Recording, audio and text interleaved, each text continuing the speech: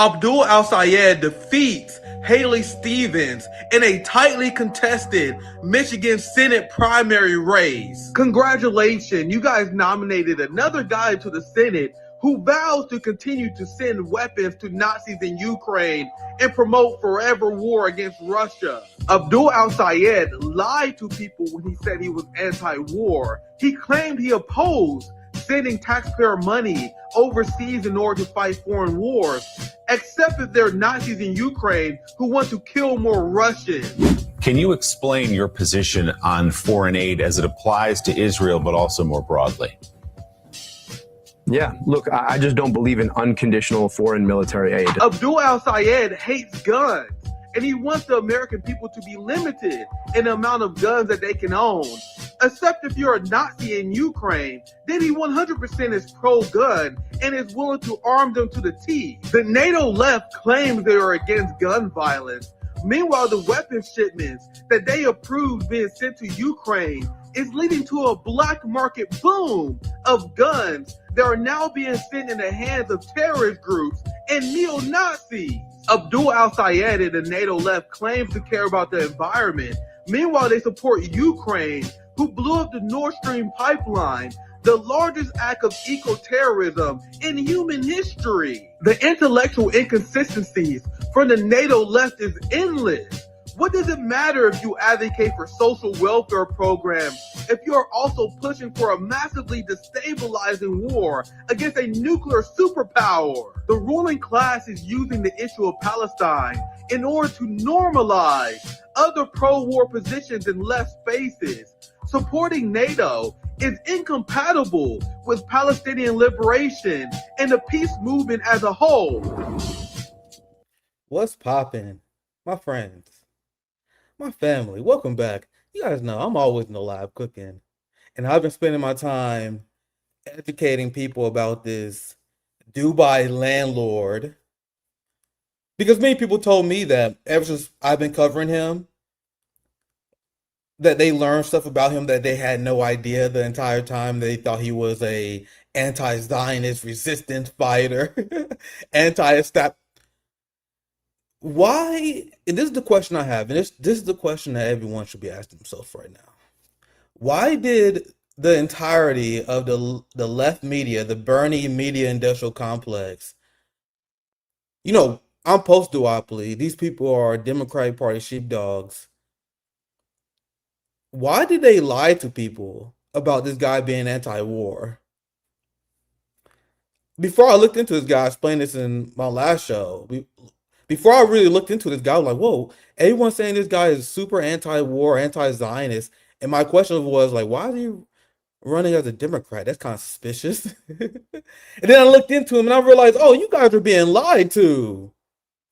But about this guy who hates all the enemies of the United States empire, every single one. You would never catch Abdul al-Sayed say a nice thing about the enemies of the CIA. The same enemies that Dick Cheney has, the same enemies of Mike Pompeo, Donald Trump, is the same enemies that he shares. The same people he has a negative opinion of. And like many people in the professional managerial class, they spend all their time condemning the resistance. That's what he does all the time, is condemning the resistance. He said Hamas is as evil as Israel, bro. Like, he has said the most deranged shit. He said that Hamas is like bacteria for the Palestinian people, and the big part reason why peace is not sustainable. So according to Abdul al-Sayed and the NATO left, Bernie Sanders, Ro Khanna, we caught Ro Khanna in 4K on our channel, explain how the only people who are allowed to defend themselves are Nazis in Ukraine. And Abdul al-Sayed believes in the same thing. This man's foreign policy is no different than Hakeem Jeffries. The only difference is Abdul al-Sayed said, man, I think it's sad that Israel murders Palestinian children. That's it. This whole thing about, and this was a big part of his campaign, was I oppose United States taxpayer money being used to fund foreign wars. Meanwhile, he's the biggest supporter of NATO in Europe. Where are the criticisms of the mass austerity that we're witnessing in Europe right now because of this war, where social programs are being cut. The UK, Friedrich Merz had the whole press conference, said that the German people need to scale back and they need to make sacrifices on behalf of NATO, leading to an energy crisis. And people like Abdul El Sayed, remember, he's a very smart boy. That's what we call him on our channel. He's a smart boy who pretends to be fucking dumb.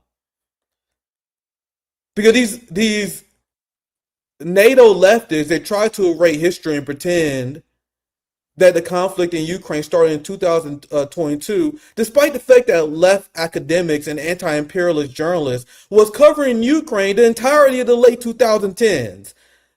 When people wonder why I'm on top of this issue, I remember vividly reading about Ukraine as an issue. I remember vividly even people to my right, like Noam Chomsky, saying, hey man, I don't think we should be arming Nazis in Ukraine in order to promote war with Russia. Look at this. This is a headline for the Washington Post, and they are trying their best to scrub as many of these articles as possible.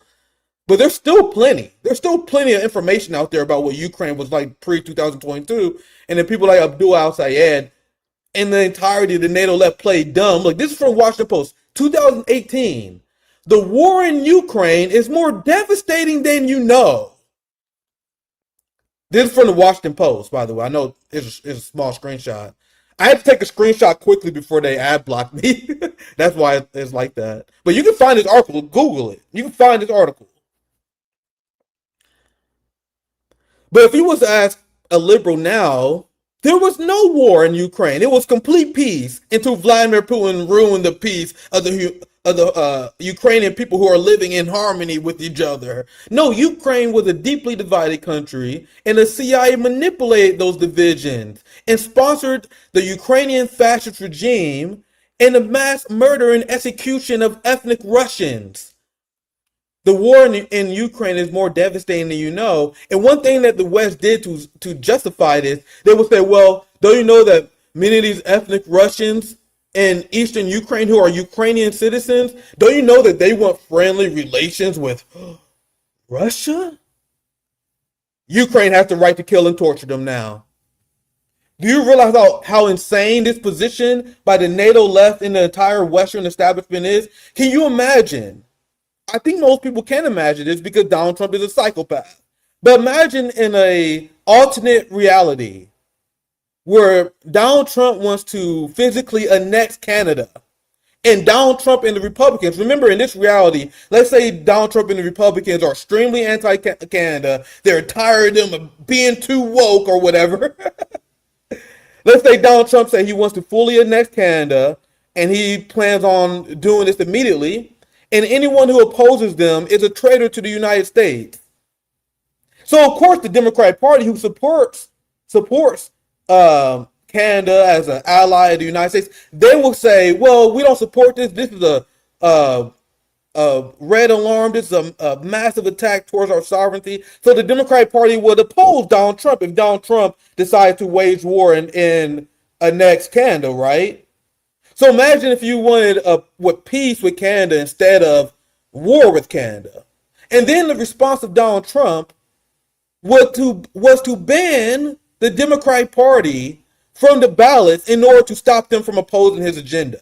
Imagine if they said, oh, we're going to ban the Democratic Party and anyone else who is opposing our war of conquest, hypothetically, against Canada.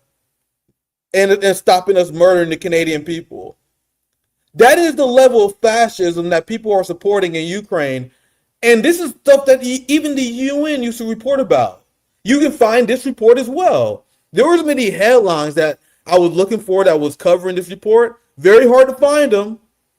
But this is the UN report. This is just a screenshot, but you can read it. Look, the report on the human rights situation in Ukraine from May 16 to August 18th. And throughout the study, they found, and this was the headline that used to dominate the left space, anti-imperialist spaces, was how this UN report found that the Ukrainian government was engaging in indiscriminate shellings and bombings in the Donbass, which has led to around 13 to 14,000 deaths. This was the report that people used to quote all the time. But if you were to look at a NATO leftist, if you were to ask a NATO leftist about this, they would pretend that this never happened. The mass amnesia that they're actively engaging in. This is from the Jacobin, and look at the date. This is from 2015, 2022. So when I tell you guys, when I say that the DSA are Nazi supporting scum, when I say that the leftists who support the proxy war against Russia are allying with Nazis because they hate Putin that much, and what do you call people who ally with a Nazi? You're a Nazi. So when I say that, you gotta believe me that I am not exaggerating. Because everyone used to use the same language to describe the terror being inflicted in Ukraine by the Ukrainian government. This is from the Jacobin, once again, to my right. Gets many issues wrong nowadays, but you guys know before the special military operation, January 15th, they wrote that the CIA may be breeding Nazi terror in Ukraine. So you think the smart boy, the guy with 2 doctorate degrees, the valedictorian, you think he didn't know this? You guys think he don't understand the Nazi and fascist elements that he's aligning himself with in order to gain power? I don't know how people give these professional managerial class people the benefit of the doubt. They are not stupid. They know exactly what they're doing. And I'm going to give you guys another example of this. Here's Ro Khanna, and I have a fun game I like to play, and I want you guys to play it. Save this tweet, and whenever you're debating a NATO leftist about their support for Nazis in Ukraine, I say that term all the time, and that's why people avoid. I say you support Nazis. You're a Nazi supporter. Then the Sam Cedar left, the Emma Vigeland left. They were like, no, that's deflammatory. This is literally what Emma Vigeland said. It's deflammatory to say that there's Nazism in Ukraine. Don't you know that there's right-wing elements in countries all around the world? Bring up this tweet and watch how fast they block you. Watch how fast they will stop acknowledging or replying in good faith. This is the one that get me a block a lot. Hey man, this is your boy. This is Ro Khanna, who before the NATO war machine and the Biden regime demanded every single progressive turn into a pro-war, pro-Nazi scum. This is the kind of stuff that the left used to tweet about. Once again, people that even to my right, Ro Khanna is not a socialist. He benefits from the military-industrial complex. He has families who invest in the military-industrial complex. But even he was like, hey, yo, what we doing provoking this war with Russia by slaughtering ethnic Russians, by supporting Nazism in Ukraine and NATO expansionism? This is kind of crazy. I'll just read a tweet. Ever since the Orange Revolution began under President Bush, the United States has been complicit in the rehabilitation and spread of neo-Nazis in Ukraine. Enough is enough.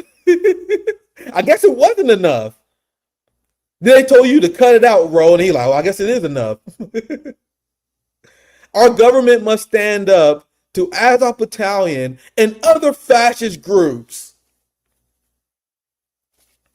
So you guys really believe they don't know what they're doing? You really don't believe that they understand that they are allying with Nazi forces, fascist forces? Proven Tanky's right again that social democracy and social democrats, democratic socialists, they're just the moderate wing of fascism. And they're willing to ally with Nazis and fascists in order for them to get some social programs. And I would never relent, because this is the shit that the NATO left supports. This is the video that went viral all around the world. A Ukrainian woman clings desperately to her husband as Ukraine's despised forced conscription thugs try to abduct him. Remember, this is what Abdul al-Sayed supports to the last Ukrainian.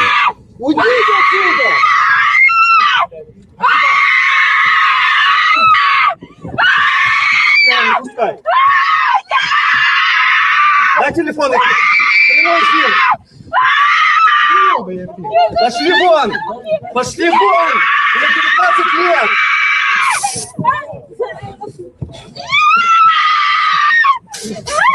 Вера, звони дяде, Вера. Звони дяде. According to Abdul al-Sayed and the NATO left, this is the cost that the Ukrainian people must pay in order to fight for democracy. That's what he said. He said Ukraine is fighting for democracy as they have a leader who won't hold elections, as they're kidnapping people off the street and conscripting them, which is slavery.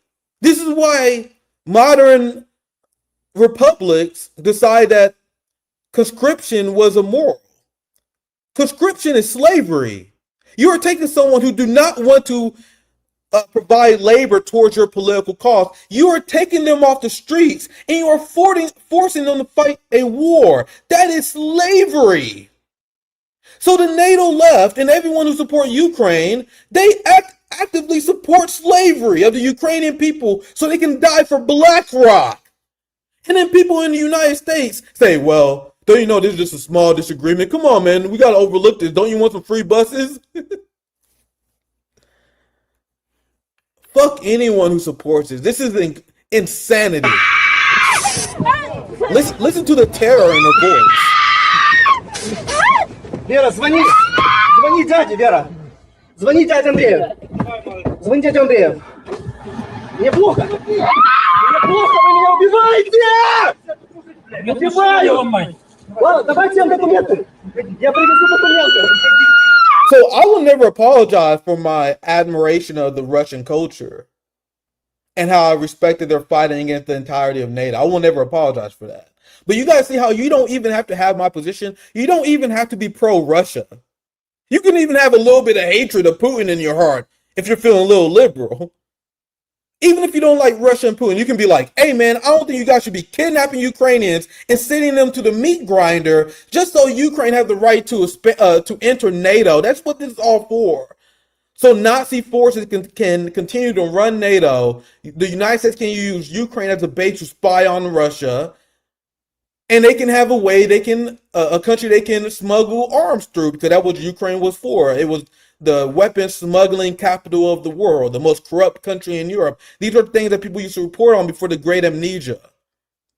So that's what the ruling class is fighting for. This is what the Epstein regime wants you to die for. Because the Epstein files, which the progressives want you to forget, it revealed how Jeffrey Epstein was all for the destabilization of Ukraine, because that's where he got his little girl from that he raped. Look at the Epstein files. He operated heavily out of Ukraine, taking advantage of the destabilization of Western forces in Ukraine. And then they charged Putin with war crimes because Putin had the nerve to relocate these children and save them from the Epstein regime where they was adopted by loving Russian parents. And then they charged him with the war crimes for abducting children. You know that they didn't charge him with killing children, right? They didn't charge Putin with a war crime of killing children because that means that would indict themselves. They had to find some bullshit that they can argue that they wasn't doing as well.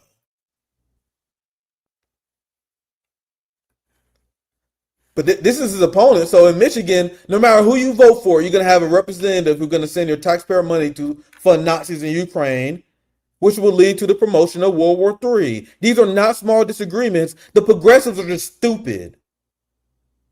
The true dumb left don't understand the massive implications of this issue and the energy crisis that this is kicking off all throughout Europe, the mass austerity, the pain that the working class is feeling because of this conflict. Here's Mike Rogers. So Abdul al-Sayed, Mike Rogers, they are locked in and they see eye to eye on this issue. This is what they call the Uniparty. After 1 year of Russia's war of aggression, ignore all those UN reports I showed you. Russia's war of aggression failed to achieve Putin's goal, and Ukraine stands strong. Bullshit. We must continue to stand with our allies. So the same, no matter who wins, Michigan getting the same pro-war Nazi scum who only believe that Nazis have the right to fight back. Because as I showed you guys, Abdul al-Sayed Just like all these NATO leftists, it's not like they are principled, not like they principally stand with victims of what they view as aggression. No, if you are a Palestinian and you was to fight against your Nazi invader, Dr. Abdul al-Sayed will call you bacteria. The DSA and U.S. leftists believe they are forming an anti-Zionist coalition with Abdul al-Sayed, Kamala Harris, and Barack Obama, who enthusiastically endorsed him because they know who this man is. They know that they got another team player. So you guys are organizing with Barack Obama, Kamala Harris, and Abdul al-Sayed, a Dubai landlord who benefits from Israeli genocide, who condemns the resistance, and you guys think you're building an anti-Zionist movement? The entirety of the United States left is going to brunch. Well, I should say the progressive left. Because thank God we got people like Kshama that's pulling thousands of people outside of duopoly. Thank God for RB and myself who pulled countless people out of this duopoly. We are not going to accept this mediocrity from the professional managerial class. I agree that Hamas is a terrible hindrance to peace. Why won't the Palestinians die quietly? Let me make an Instagram post that will get 200,000 likes of me mourning you. But don't fight back. He said, I never denied that they're a hindrance of peace. Not the Israeli occupation. Not the fact that the Likud party and Netanyahu is blocking the creation of a Palestinian state. It is Hamas. If only the Palestinians would just play nice with the poor Israelis, maybe we could have had peace. Is that what these people really believe? That we're gonna have the UN solve this issue? You know, the UN who created Israel in the first place? These people really like, let's debate Israel into stopping their apartheid. And people wonder why these people haven't accomplished anything in their entire life for the peace movement. Yeah, this is literally shit the IDF says. I'm sorry, I wish I can read more of your comments, but you guys know me and Zoya would do a lot of that later. I've seen a lot of your comments. There are a lot of great comments. I'm just trying to cover as much as I can before Kshama gets here. Because we will have Kshama join us. I'm not clickbaiting you guys. We will have Kshama join us here very soon to discuss what's next for the left. Because thank God we have someone like Kshama who's dragging thousands and thousands of people out of her district outside of the genocidal duopoly. Thank God.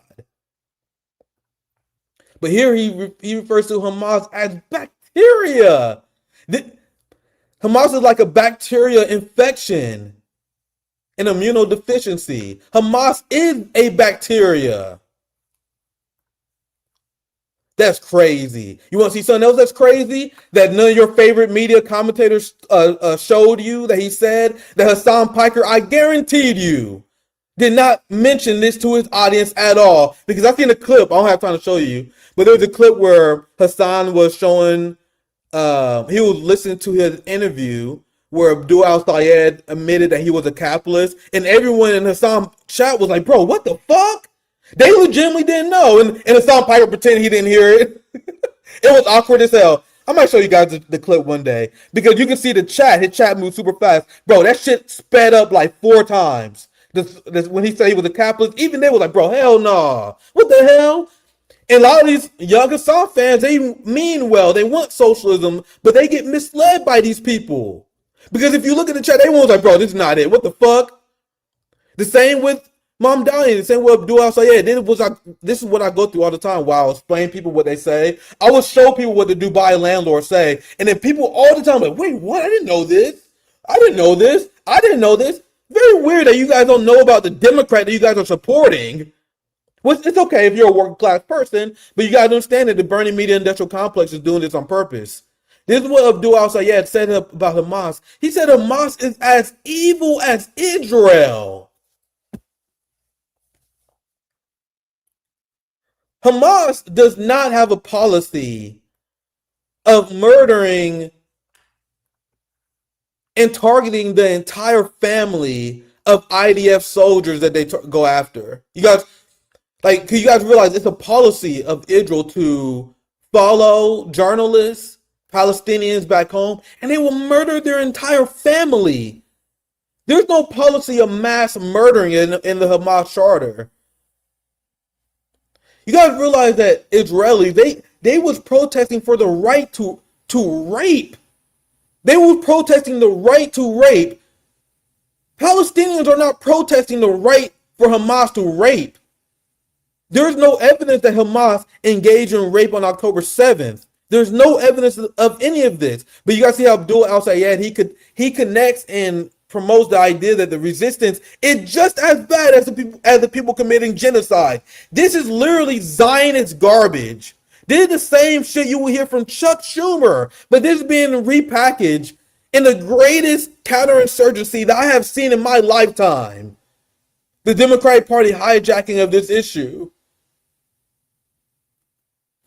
This is a video clip of him. He going around letting all the liberal Zionists know that they are right in condemning the Palestinian right to armed resistance, even though they are following international law. October 7th is not a war crime. In international law, it doesn't say you have the right to resist, but only if you lose.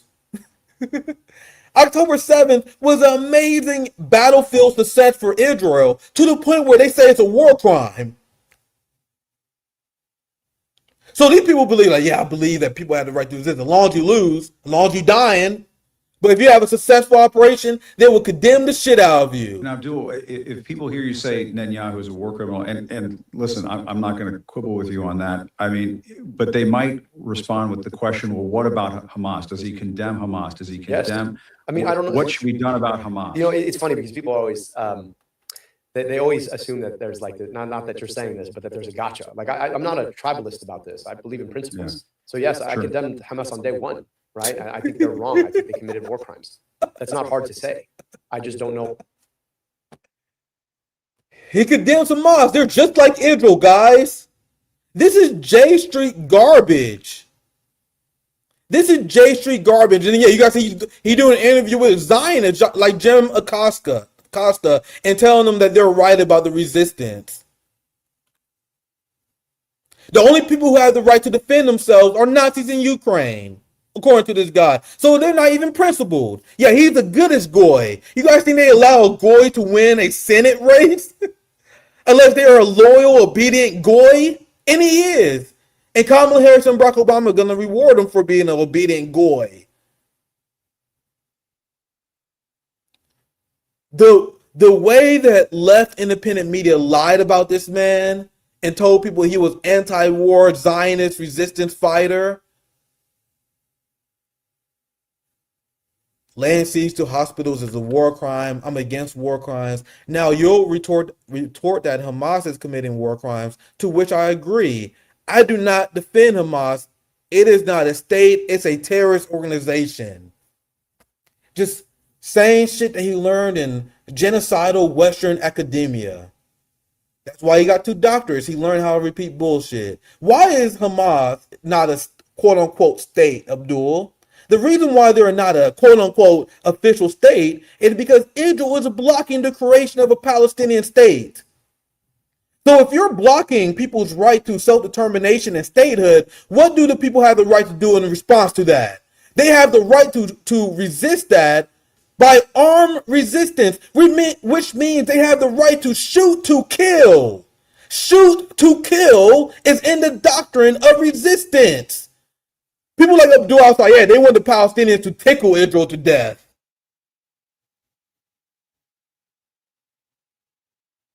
Here's my friend Rameh. This is what he said the morning after Israel bombed Al-Ahli Baptist Hospital in Gaza. So Israel murdered 471 Palestinians, but Abdul will spend his time saying that Hamas is a terrible hindrance to peace and calling them bacteria right after Israel engaged in mass slaughter of the Palestinian people. So as I mentioned before, we got Kshama, so I gotta wrap this part up. But we have the ruling class that's more than happy to. Once again, Zura Mamdani and Abdul al-Sayed gets away with shit that AOC would dream. She dreams to get away with shit like this. This is after Kamala Harris committed a genocide. So if winning to you means rehabilitating one of the most brutal administrations and their genociders, count me out. This is the devil's bargain of the Social Democrat. We will ally with genocide Just so we can get free buses that we still haven't got. What a slap in the face to all the Palestinians that Kamala Harris murdered. So you guys can already see it coming, right? I know it's gonna happen. In 2028, you're gonna have Abdul al-Sayed. You're gonna be like, yeah. Over the years, I got to know Kamala Harris really well. And I endorse Kamala Harris for president because she's the fighter that Michigan needs. I'm telling you guys, it's gonna happen. This is the true red-brown alliance. Remember how they attacked activists because we was willing to talk to conservative neighbors. I wanted to win over people as many people as possible to our movement. And they're like, if you talk to conservative neighbors, you're part of the red-brown alliance. This is the true red-brown alliance. This is the blue-brown alliance. They're aligning with genocidal fascists. Telling people that we're going to get social welfare programs because of this. Get the fuck out of here. This is not what revolutionaries fight for. Selling out the global working class just so you can get a little something for the government. You want a little slice of the imperial pie? My friend Nardine, anti-genocide means nothing to these people who will gladly support and accept support from people who actually carrying out the genocide. You have blood on your hands. And I listen to my Palestinian brothers and sisters. I had Nardine on many times before. Here, Lexi Alexander, another friend of mine. This is what I and other Palestinian Americans meant when we said all politicians are corrupt. That's what Palestinians be telling y'all. They don't trust any of these sheepdog, progressive sellouts who want you to vote for genocide. They don't support them. And then whenever Palestinians like, hey man, I don't support him because I don't like the fact he condemns the resistance. You have a bunch of white liberals who didn't want to attack the Palestinians. People like Nerdine and Lexi talk about this all the time. How they are attacked by the progressives for not supporting liberal Zionism. And that's what she's saying, how we all been telling you guys that all the politicians are corrupt. She said, we said all politicians are corrupt and motivated by power, which is why a Plattner is no different to us than El Said. So as you guys are listening to white boys, suburbanites, people who don't have your class interests at heart, people who are not Palestinian, I am listening to the Palestinians. And this is what reflects my opinion on these people. You guys see how these white boys in the DSA, they don't give a damn what Palestinians actually say. Palestinians are just a political tool to achieve their careerist goals. Oh, I'm sorry, Kshama. I'm going to introduce you here in a second. This will be the last receipt I read, and I'm going to bring my friend Kshama in. And we're going to talk about what's next for the left. Because Kshama is building a true movement and convinced over 20,000 people to leave the genocidal duopoly. Which is a massive positive sign for the future of the movement that we want to build. So, once again, all these people who got upset at AOC and Bernie and them for lying to people about Joe Biden and Kamala Harris, that's the same thing that Abdul al-Sayed and Zoran Mamdani has done before. The same people who canceled AOC for lying about Kamala Harris fighting tirelessly for a ceasefire. You notice how they don't care about it when Abdul al-Sayed does it? You guys see how the DSA movement is dragging people to the right? You're being dragged to the right by this movement. Because this is the same nonsense that made people upset about AOC. Here is Abdul al-Sayed pretending and lying to people that Kamala Harris was a peace option. That Kamala Harris was working tirelessly for a ceasefire. Here, Abdul al-Sayed, he tweeted this during the election of July 25th in order to rally the left to support Kamala. Joe Biden flew to Israel and embraced Netanyahu. Kamala Harris boycotted him. You guys know Kamala Harris, the revolutionary. By the way, Kamala Harris and Benjamin Netanyahu are friends who met multiple times. So he's lying to you. Yeah, this is insidious. People believe these are closest allies. They are lying to you. So he's lying to people about Kamala Harris boycotting Netanyahu, which did not happen. Sorry, let me get Kshama in. I'm sorry, let me read this last tweet. I would love Kshama to chime in on this. Joe Biden flew to Israel and embraced Netanyahu. Kamala Harris boycotted him. She sees an opportunity for a clean break on the policy of Gaza, embracing the humanity of the Palestinian people over the brutality of Netanyahu. So people, as Abdul al-Saeed is lying to people and telling people that Kamala Harris is going to have a clean break for Joe Biden, Kamala Harris is literally coming out publicly saying, oh yeah, by the way, we have no plans to break with Joe Biden on Gaza. All right, so let's get Kshama in here. We got a lot to talk about. I will let her get Kshama thoughts on this. Kshama ran an amazing race as an independent socialist candidate against Adam Smith, co-founder of Worker Strike Back. Thank you for joining us once again, Kshama Sawant.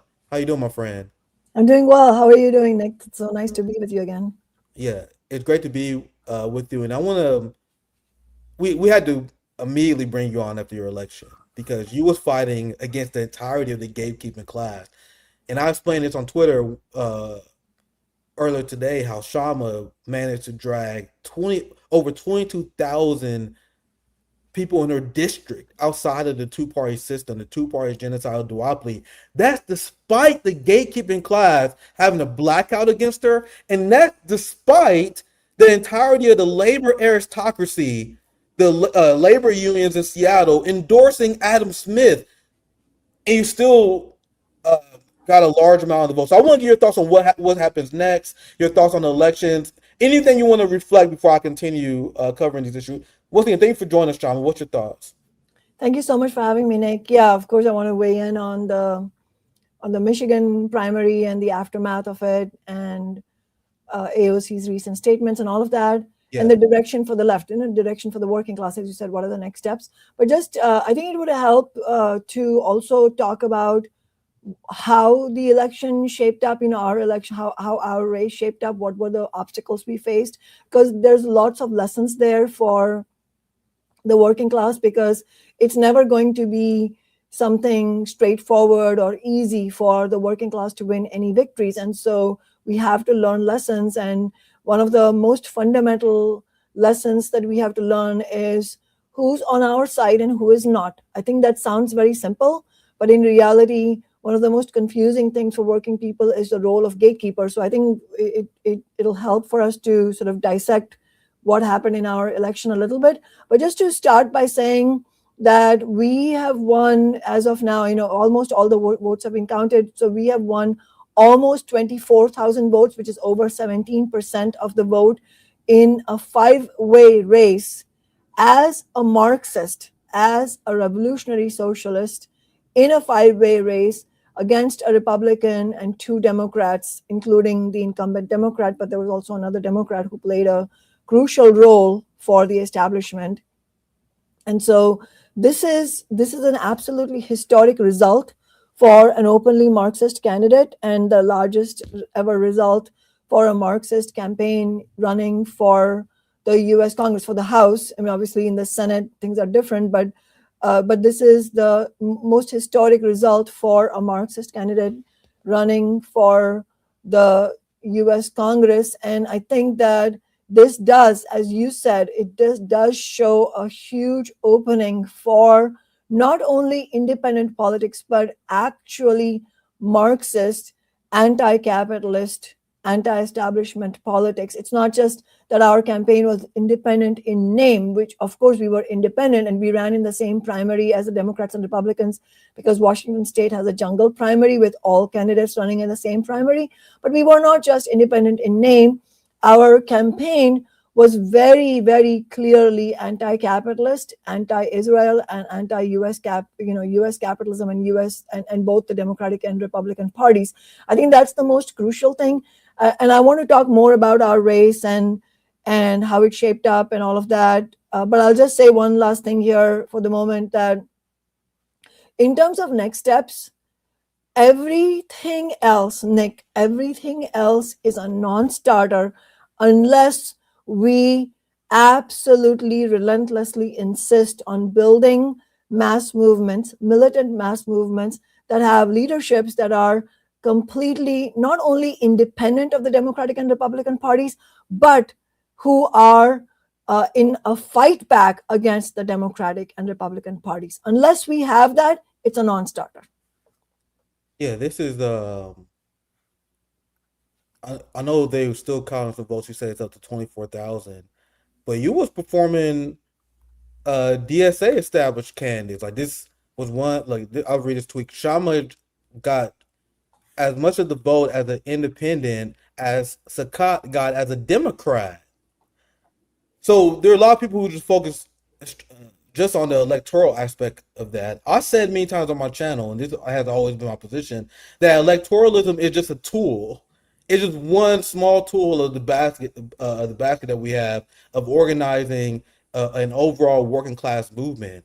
So when I see this, when I see these results, especially when I see you outperforming some DSA candidates who have institutional duopoly support, when I see 22,000, just in this count, I know you said 24,000. When I see 24,000 people in your district, despite unions endorsing against you, despite blackouts, despite the fact you had no endorsements from Zoran, Bernie, all the big names, it was just RBN. We trucking along with you.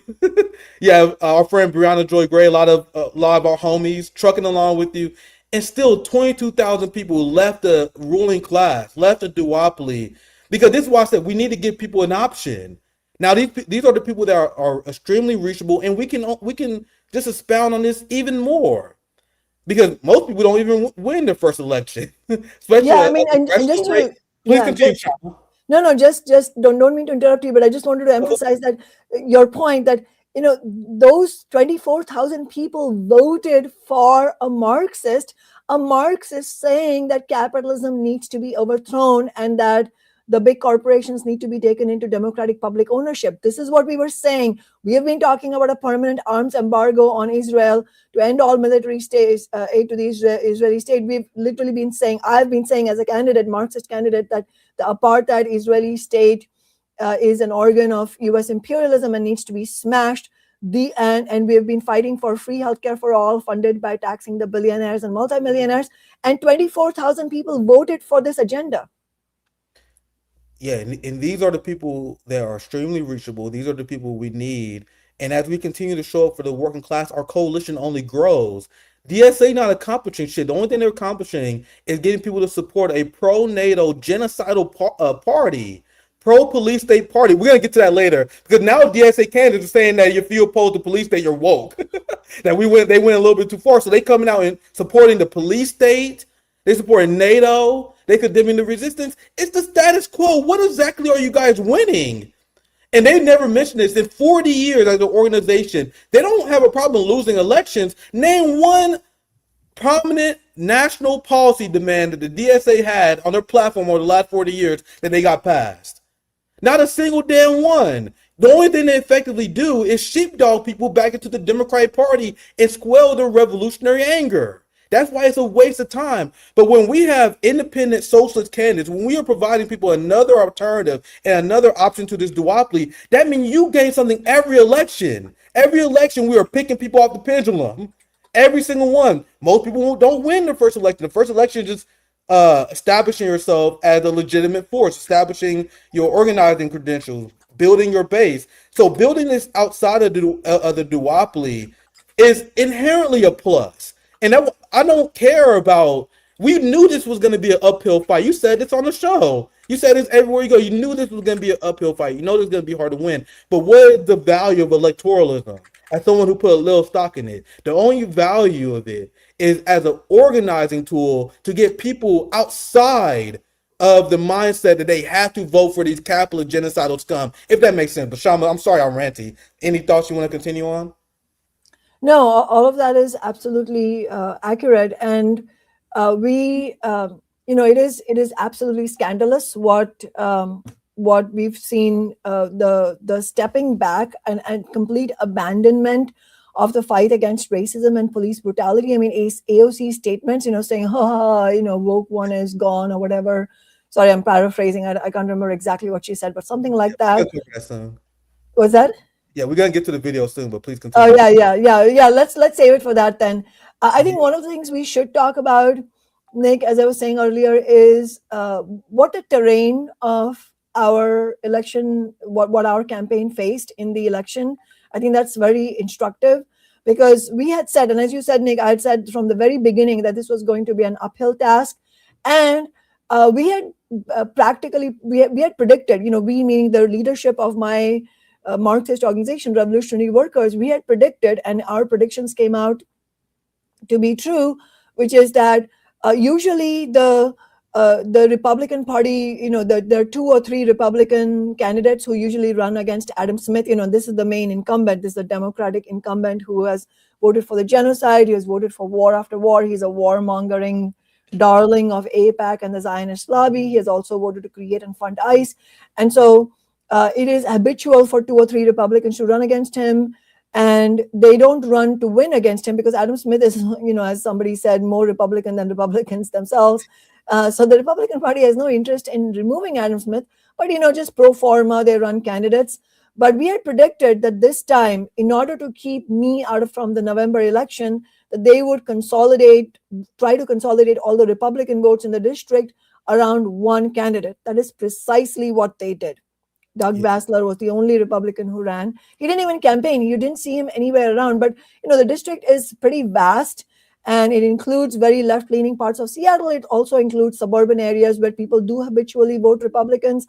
And I won't write them off in the sense that, at least I won't write all of them off in the sense that I think some of them over a period of time are winnable to working class politics. But the point is that these are habitual Republican voters. And if the Republican Party runs only one Republican candidate, then all the Republican voters are going to consolidate around that candidate. That was a very conscious and deliberate strategy used by the Republican Party and the Democratic Party also. And I can't prove that the Democratic and Republican parties colluded, but certainly it is, politically speaking, they are on the same page, which is both of them agree that they want to keep someone like me, a Marxist candidate, out from a November election and prevent the occurrence of a head-to-head combat between Adam Smith and Kshama Sawant. That was their goal, to prevent that. And in order to achieve that, they not only did this Republican ploy where only one Republican candidate was run, but they also made sure that another Democrat was running in the race as well, who it was very clear that she, her name is Melissa Chaudhry, that she was going to take away votes from our campaign and ensure that Adam Smith would have a safe passage into re-election, because now in the November election, it's going to be Adam Smith and the Republican, and Republican is going to go into hibernation and Adam Smith is going to win. And so the role played by this Democrat, Melissa Chaudhry, is quite reminiscent of the role played by Elizabeth Warren against Bernie Sanders' campaign in 2020. And I've said this before, but it bears repeating that, as people will remember, in the 2020 Democratic presidential primary, the goal of the Democratic establishment was to make sure that Joe Biden got the nomination, but Bernie Sanders and his working class demands were extremely popular despite the 2016 debacle. The demands themselves are extremely popular. And so Bernie Sanders was still a massive pole of attraction. And the challenge for the Democratic establishment was to defeat Bernie Sanders and his working class agenda. And so you had all these corporate bootlickers like Pete Buttigieg and Amy Klobuchar and all of those other careerists drop out, but they made sure Elizabeth Warren stayed in the race, specifically with the intention of dividing votes from Bernie Sanders so that Joe Biden gets the nomination.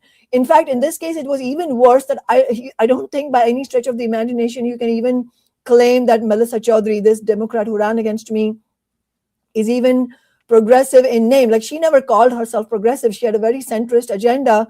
At least Elizabeth Warren, even though I think she's part of the establishment, the progressive so-called wing of the establishment, at least on paper, she agrees with many progressive demands. So in this case, it was even worse than the Elizabeth Warren situation. But that's the role that this Democrat played. And that's the role that the Republican played also. As a matter of fact, the Republican openly admitted that he was recruited into running this year in order to keep me out of the November election. And his entire campaign, he ran against me, not Adam Smith. He barely talked about Adam Smith. And same with the Democrat, Melissa Chaudhry. She barely talked about me, talked about Adam Smith. She mainly ran against me. So both of them were, very consciously running their campaign attacking our campaign. And it was very, very clear that that was their agenda. And so, it's very important for us to understand all of this, because obviously the fight is against capitalism and the billionaires and multimillionaires. They are the main holders of wealth and power. But there is no hope of defeating the billionaires on anything, whether it is free healthcare, taxing the rich, or ending the genocide, or any of those things, unless we also overcome the whole gatekeeper ecosystem that protects the billionaires and multimillionaires. And that gatekeeper ecosystem also includes, obviously includes the progressive Democrats, but it also includes labor leaders who are business unionists. It includes many of these DSA leaders who not only refused to support our campaign, but they viciously attacked our campaign. Can you imagine? I mean, ultimately, this is the balance sheet of what happened with our campaign. History is going to take into account the role by the DSA leaders, that when we had a Marxist who has a track record of winning working class victories like the nation's highest minimum wage, which I did, winning elections like I did, won 4 elections in the city council, never sold out like I never sold out. You have a candidate like me running against a general of the warmongers and the Zionist lobby. And what do the DSA leaders do? They spend the entire year attacking me. So what role have they played? They have enabled Adam Smith to attain his very easy re-election. That is their role, and they are going to have to account for that in history. Doesn't that say everything about how serious of an organization that DSA is? You had Adam Smith, who was just on corporate media saying that DSA are far-right extremists, and he was mentioning earlier how people who attended pro-Palestinian protests are fascist. He was calling anyone who opposes Israeli genocide anti-Semitic, but they rather him win an election because Kshama Sawant said mean things about AOC. And that's what it's about. And the mean things were me criticizing AOC for selling out the railroad workers, for selling out the Palestine Liberation Movement, for voting for Iron Dome and giving cover to Joe Biden and Hakeem Jeffries and other genocidal Democratic Party leaders.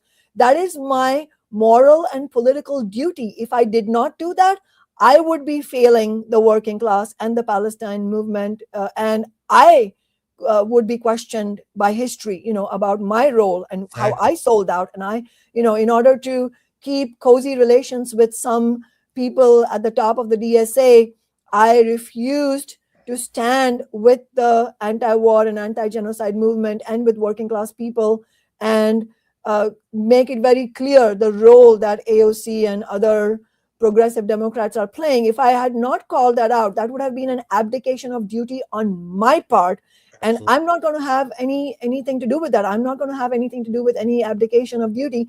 I'm going to perform my revolutionary duty.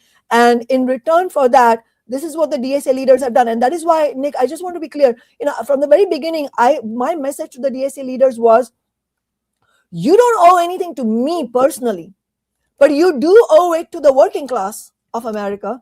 You do owe it to the Palestinian people. You do owe it to your claims that you are standing against the genocide and the occupation, that you support our campaign, because the direct result of not supporting our campaign is to allow Adam Smith's safe passage into re-election without even giving a fight against him. And not only did they not support our campaign, what they did was even more grotesque than that, which is they spent the entire campaign attacking me. And Melissa Chaudhry, the Democrat, spent her entire campaign attacking me.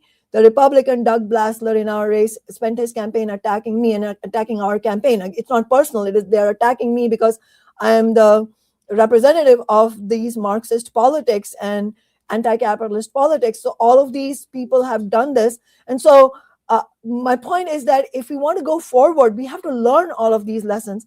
And, there's no hope of building the kind of leadership we need if we are going to have people who are going to balk at the role that, the kind of role that we've been playing, Nick, you and I. That's the role that needs to be played by the left leadership. And so what we need is that type of leadership that is unafraid and unwavering in presenting a principled position. But putting forward a principled position does not just consist of saying what you stand for. You have to expose those who are betraying the working class. That is an essential component of performing a principled duty towards the working class. And that is what we have done. And that is why, hopefully later in this program, we can talk about the next steps. One of those things is we're building for our National Workers' Strike Back meeting on August 30th. And then early next year, also the Workers' Strike Back National Convention.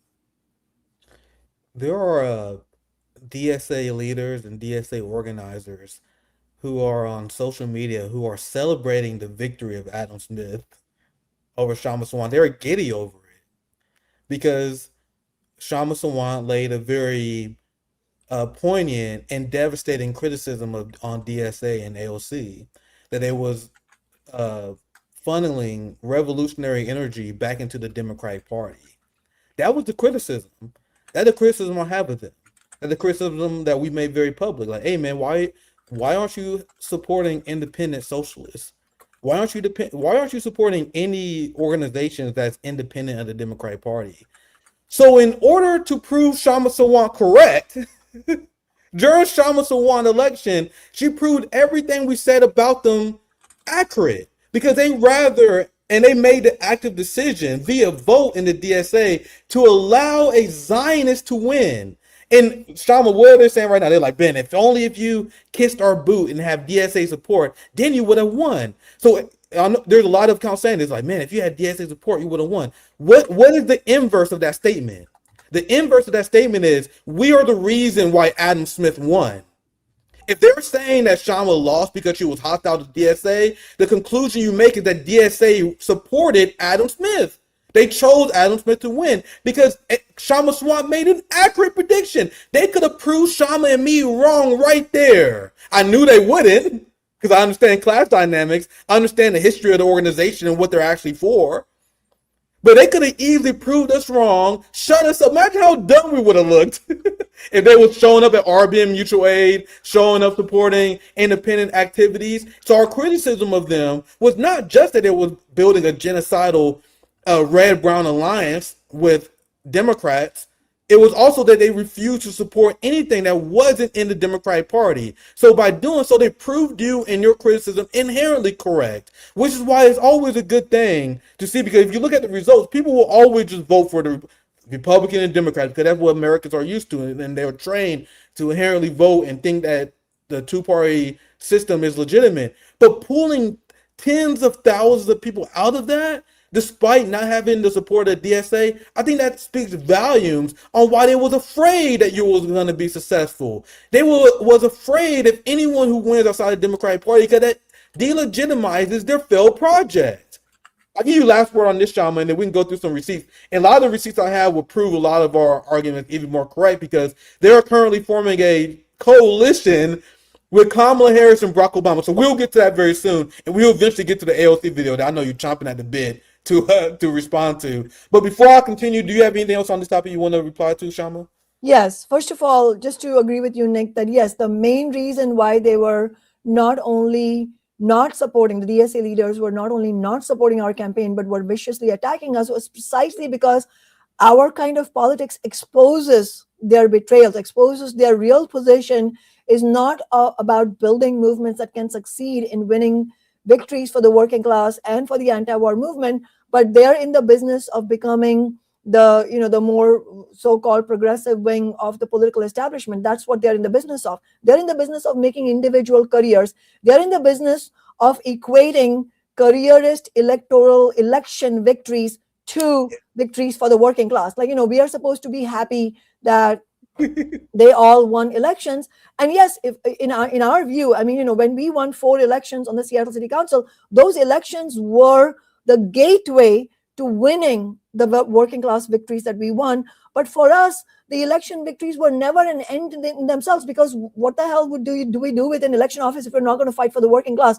I'm not interested in a career. I'm not interested in making friends with the Democratic Party and others who sell out the working class. I was there to fight. And that's why every election victory that we won on the Seattle City Council was the first step to winning tangible, material victories to make substantive difference in the standards of living of the working class. And that is the basis on which we used our office to win the nation's highest minimum wage, and defeating Jeff Bezos to win the Amazon tax to fund affordable housing every year, and defeating corporate landlords, including, Trump supporting billionaire landlords, to win relentless victories for working class renters. I mean, we won victories like a $10 cap on late rent fee. I cannot tell you how many working class renters still come up to me and tell me, you know what, I'm always precarious in terms of cash, because if I have one unexpected expense in 1 month, I don't have enough money for rent. But now I no longer have to sweat it, because I know I only owe $10 more. Now, is that revolution? Of course not. But what we have proven, Nick, is that it is precisely revolutionaries like me, revolutionaries who have a Marxist analysis of capitalism, that make the best fighters for and winners of the most far-reaching reforms under capitalism. That is what we have proven. And so our metric of success for the working class is not how many elections do you win or how many elected positions have you accumulated, because they're not an end in themselves. You can have 230, 300 DSA leaders elected and do virtually nothing with it. And the working class can't pay its bills because you got AOC elected. No, they can't fucking pay their bills if you got AOC elected. AOC getting elected is only good for AOC. But if AOC is willing to fight for something, then that's good for the working class. So the idea of presenting election victories in themselves completely dissociated from the movements that you need to build using that elected office to win tangible victories, that is a sleight of hand. That's a deception that the DSA leaders are carrying out, and we should reject their framing, because that is not the framing for what the working class needs. I mean, to give you a case in point, and I want to go back to our election as well in terms of the other betrayers, but just to give you a sense, with one elected office, Nick, we won all these victories, and they are huge, unparalleled victories. Because winning the nation's highest minimum wage, which is $21.30 an hour right now in Seattle, that was not only in itself is huge, but it didn't stop there. Because I built the 15 Now movement here alongside tens of thousands of working people and union members, that movement, because of our historic victory, it went nationwide, and nationally tens of millions of American workers have won substantive wage increases amounting to tens of billions of dollars worth of wealth that is being taken from the bosses to the workers. And that is something that we as I've said many times, the Seattle Times, which is no fan of mine, said that we came out of nowhere. Our office, our election victory in 2013 came out of nowhere to commandeer the city's political agenda and make $15 an hour, which was the first wage increase, make that happen at lightning speed. These are the words of the Seattle Times. And that is what we did with one elected office. What have the DSA leaders done? In New York is a case in point. They have 3 seats in the New York State Senate, I believe, and 6 seats in the New York State Assembly. And I believe they have at least 3 elected officials, maybe even 4 elected officials on the New York City Council. You know what revolutionaries would do if we had 9 + 4, 13 elected positions in one state? You know what we would do? I mean, there is no limit to what we would have done. We would have used those elected positions to build absolutely electrifying mass movements to fight to win free healthcare for all statewide, $30 an hour statewide, rent control statewide. Those are the kinds of movements you can build if you have so many elected positions, but of Marxists. And that is why what kind of leadership we have very much matters. And it needs to, and this is very important to be said, because even winning the much needed, urgently needed reforms like free healthcare by taxing the rich. Winning that will require Marxist and revolutionary and militant leadership. You don't have to subscribe exactly to Marxism, but you have to be militant. That much is necessary. Without that, you can't actually win anything. And without that, you will not have the self-sacrificing fervor to reject careerism and to be unwavering in the fight against the gatekeepers. So you have to at least be militant.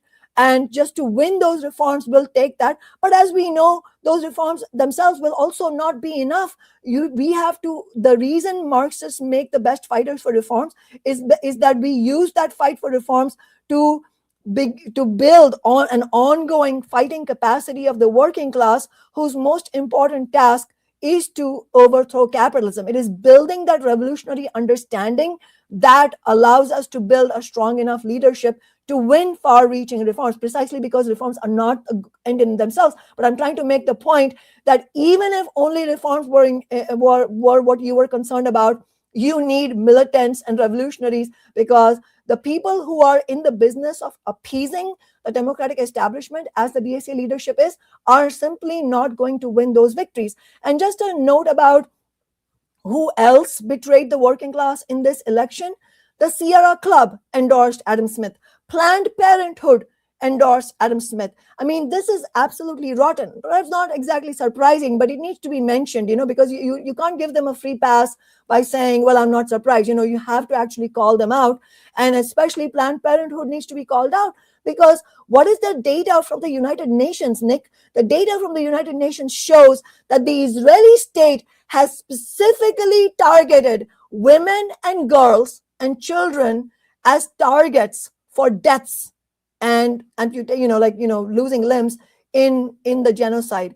And in fact, the UN representative rapporteur on this issue has said, I'm paraphrasing her, I don't have the quote in front of me, but she has said something like, all the existing frameworks and definitions for violence against women are inadequate now to describe the utter horror that the Israeli state is visiting upon women and children in Gaza. So in that context, to have a supposed women's rights organization like Planned Parenthood to endorse Adam Smith, that is beyond despicable. And the NGO leaders as a whole have played this role in, all falling in line behind him.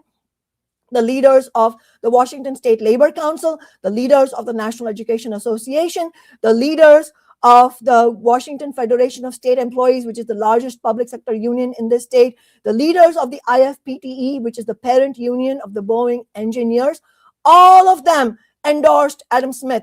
Faye Gunther, the president of UFCW 3000, which is the largest union in this state overall and represents grocery workers and home care workers, many of whose members are so poor that they live in their cars. She, who makes over $250,000 in salary, she gave money to Adam Smith's campaign. This type of labor leadership is, the function they are performing is hostile to the working class, and it needs to be called out. And all of these are gatekeepers. And then I also have to say the people who were silent. Many of the labor leaders were silent. Medea Benjamin, the leader of Code Pink, was silent on this race. And the Jewish Voice for Peace was silent on this race. They literally told me they're too busy doing other endorsements and they don't have time for endorsing in this race. I warned you guys about them, man. But go ahead. Yeah, they have to be called out. They have to be called out because by remaining silent, effectively, no matter what their intent might have been, effectively what they have done is allowed Adam Smith to be protected from our insurgent campaign that had an actual shot of getting into the November election. This is why these class antagonisms can never be reconciled within the Democratic Party, within the two-party duopoly. Because to add to something else, there was a study that exposed that there was a ton of Palestinian women that was forced to have C-sections without anesthesia. Some of the worst horrors that keep me up at night. And Planned Parenthood endorsed a person who supported Palestinian women being forced to have C-sections without anesthesia. You know why? Because the class antagonisms are that strong and cannot be reconciled within a genocidal capitalist party. They will always side with the people who have their class interests, even the people who have their quote unquote core interest. Like the people who claim they care about women's rights, they will side with a capitalist over you in a heartbeat. They will side with a misogynist capitalist. So this is why this is a great like real-time study on why these class antagonisms need to be brutally reconciled with. And one more point I want to bring up, and we can start diving into some stories, is that you mentioned how we don't celebrate people just winning elections, and that's the big narrative they got going on. They're like, look at all the victories we got. Zionism owned.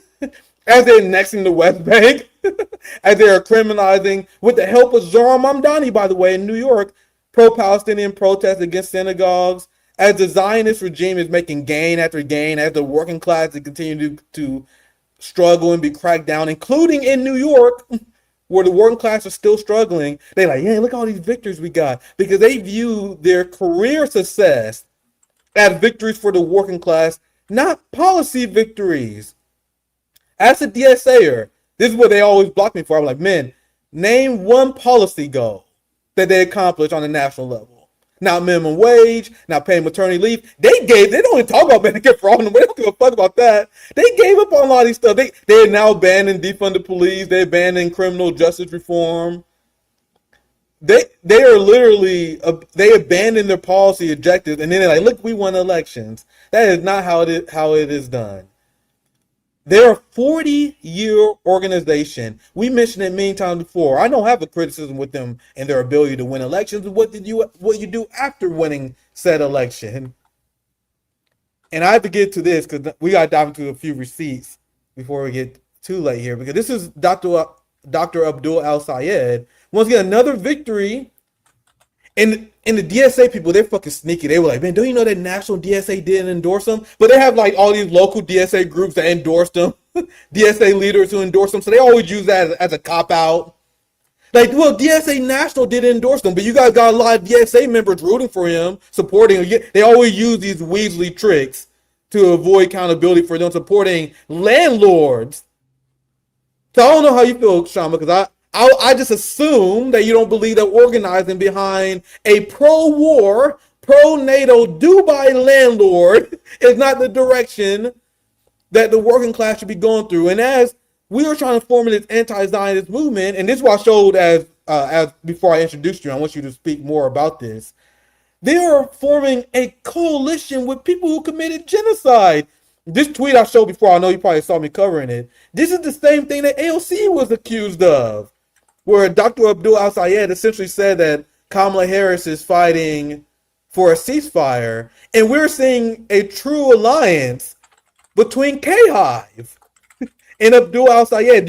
You guys wonder why K-Hive supported him?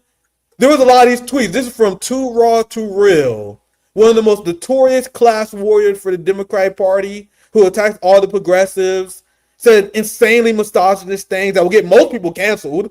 But if you punch left, it's okay. Look, he was excited. You guys know he was a supporter of Al-Sayed? You guys know K-Hive was strong supporters of him? And a lot of people were like, wait, what? Because he always was a Kamala supporter. So you guys see, look, this is Kamala coming out. And Abdul is celebrating the endorsement that Kamala provided. So I had to get your thoughts on this. And Abdul siding with Kamala Harris and Barack Obama, because he had a phone call with the drone strike king. So Abdul Sayed, he will never endorse Kshama. He will never want to organize with us, but he does want to organize with genocidal murderers. No, man, you gotta realize that not only did he meet with Obama, where they essentially had the phone call where Obama gives him this talk to make sure he doesn't fall in line, and the same talk that Bernie and Obama gave to Zohran. And after the conversation, Abdul El-Sayed said, sometimes you should really meet your heroes. So according to him, Barack Obama is a hero that the left should look up to. These are the kind of narratives that is coming from Abdul El-Sayed. But Kshama, I'll pass to you. What's your reaction to this? Yeah, I mean, first of all, it's no surprise that this is the kind of response we're getting from Abdullah Sayed as soon as he, has won his Democratic primary. And I think there are a lot of lessons in this as well, as far as just like there are lessons from our election, because it happened at the same time. The election night was the same night. I think, first of all, I would say that there was a fundamental difference between the Abdullah Sayed, Haley Stevens Democratic primary in Michigan and our primary here that we were in as Marxists, because in our case, we were, we were one Marxist, and surrounded by all these class enemies in this primary where all of them were either Republicans or Democrats or otherwise, betrayers of the working class. And we were fighting against all of the establishment, and we had the entire establishment and the entire capitalist class against us. Fundamentally, the Al-Sayed Stevens race was very, very different in that there were two wings of the Democratic establishment that were contending for dominance in that race. So of course, I would not make light of the fact that AIPAC spent $50 million on Haley Stevens. And so in that sense, it's not like they were just equivalent. The campaigns were equivalent. That's not accurate. But at the same time, it is absolutely important to note that there were two wings of the Democratic Party establishment. That's one thing to note. So on the one hand, you had people like Gretchen Whitmer and Chuck Schumer and all of them, the people who are openly, rabidly pro-Israel and pro-billionaire. But on the other hand, who was supporting Al-Sayed? It was people like Elizabeth Warren, Pramila Jayapal. All of these are gatekeepers. They're fucking gatekeepers. And what they are doing, they are all the progressive Democrats and the AOCs, the Jayapals, the Warrens, and the DSA leaders, they are all engaged in trying to engineer a decent reputation for the Democratic Party. They're in the business of rehabilitating a party whose rotten establishment is very widely exposed to the working class. So think about how rotten the role they're playing, that when the working class across America is understanding the true nature, or starting to understand the true nature of the Democratic Party's role in protecting capitalism and being one of the warmongering instigators of genocide, rather than sort of push through and help working people understand even more about their role and fight to build a new party for the working class, which I think is an urgent necessity. Instead, what are they doing? They're in the business of laundering the reputation of the Democratic Party. And so we are asked to believe that the choices in front of us, the only choices possible in front of us, and the DSA leaders actively participated in trying to hoodwink the working class and thinking that these are the only choices, which is somebody like Haley Stevens, who literally says, I dream of Israel in my dreams, or something ridiculous like that, and is bankrolled by 50 million AIPAC dollars. On the other hand, you have someone like Abdullah Sayed, who is not being bankrolled by AIPAC dollars, but he is being backed by a concerted wing of the Democratic Party establishment, and who did not really say he was anti-war. I mean, he said he is for the embargo, but if you listen carefully to what he said in the debate, the final debate before the primary election, he said things like, well, I'm against stupid wars. What does that mean? I'm against stupid wars. That's like Graham Plattner saying, I'm against pointless wars. You know what? That is code for, I'll be for any war that is suitable for my career once I'm elected. That's code for that. That is not an anti-war candidate. And on top of that, he said, I'm not a socialist. I'm a capitalist who understands capitalism. What the fuck does that mean? And how is it that the DSA is in the business of supporting this? And the DSA leader said, well, we didn't formally endorse them. So what? They didn't formally endorse Tom Steyer in California either. But for all practical purposes, that is whom they are supporting. And they get to own this. They get to own that they have supported a candidate. And it's not just DSA, but other leaders who have supported a candidate who now, no surprise, is now hugging Obama and Harris and all the other genocidal war criminals. And all of this that's playing out, and sorry, but before I come to that, I just wanted to quote Professor Anthony Zenkis, who tweeted out saying, just a reminder in response to Abdul al-Sayed hugging Barack Obama, Anthony Zankis said, just a reminder that Barack Obama dropped 26,171 bombs on poor, mostly Muslim people in the Middle East and Africa in 2016 alone.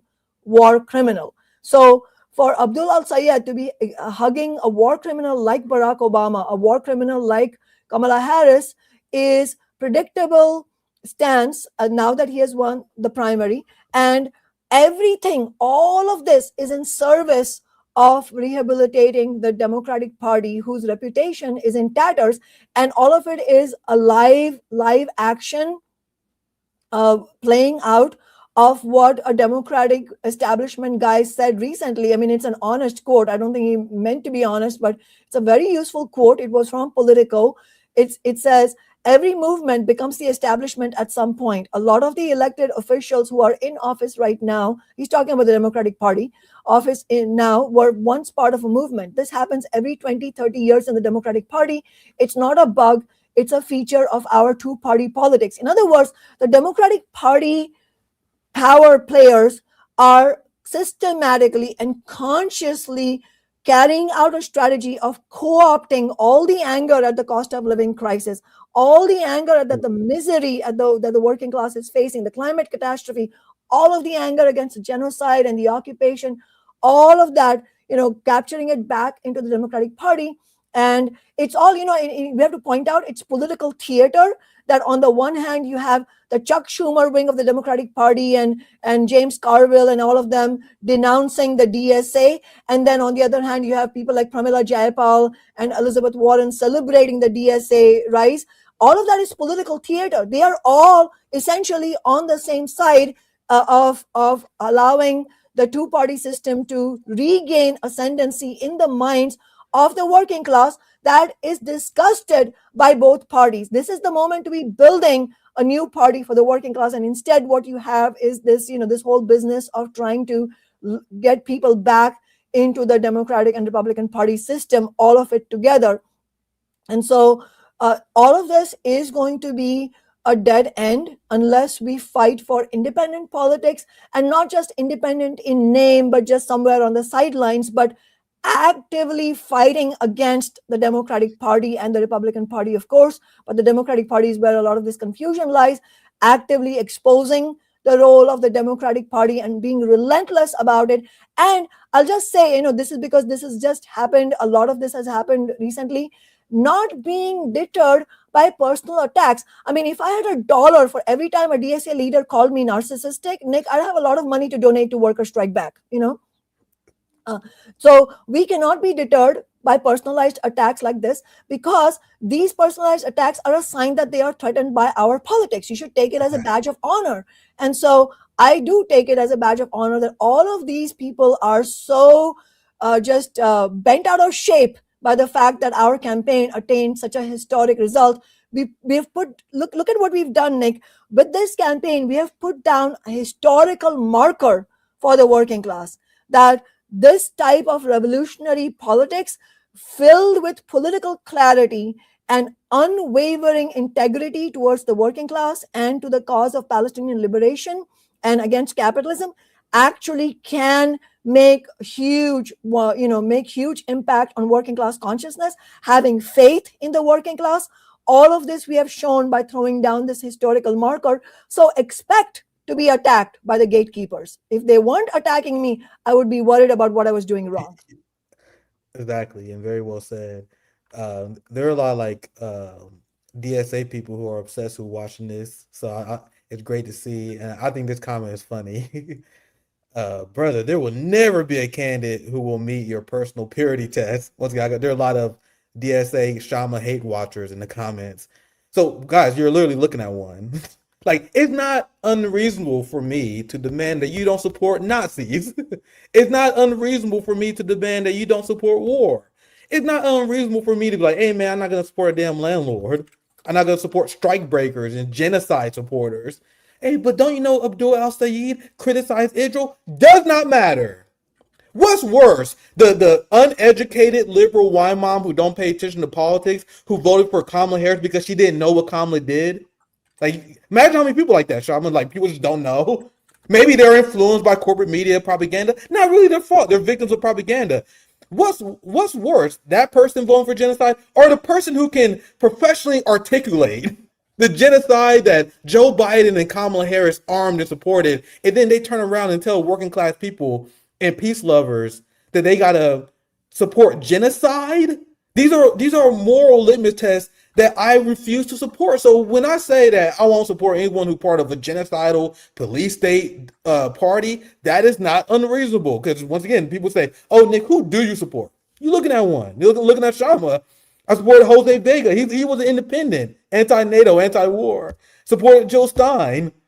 So there are people who I support. I just don't support your Democrats. So Kshama, you have anything you want to add before I move on? Yeah, just on this, I mean, this is a very common attack. It's very, maybe some people who say this are saying it, innocently, and I can believe that.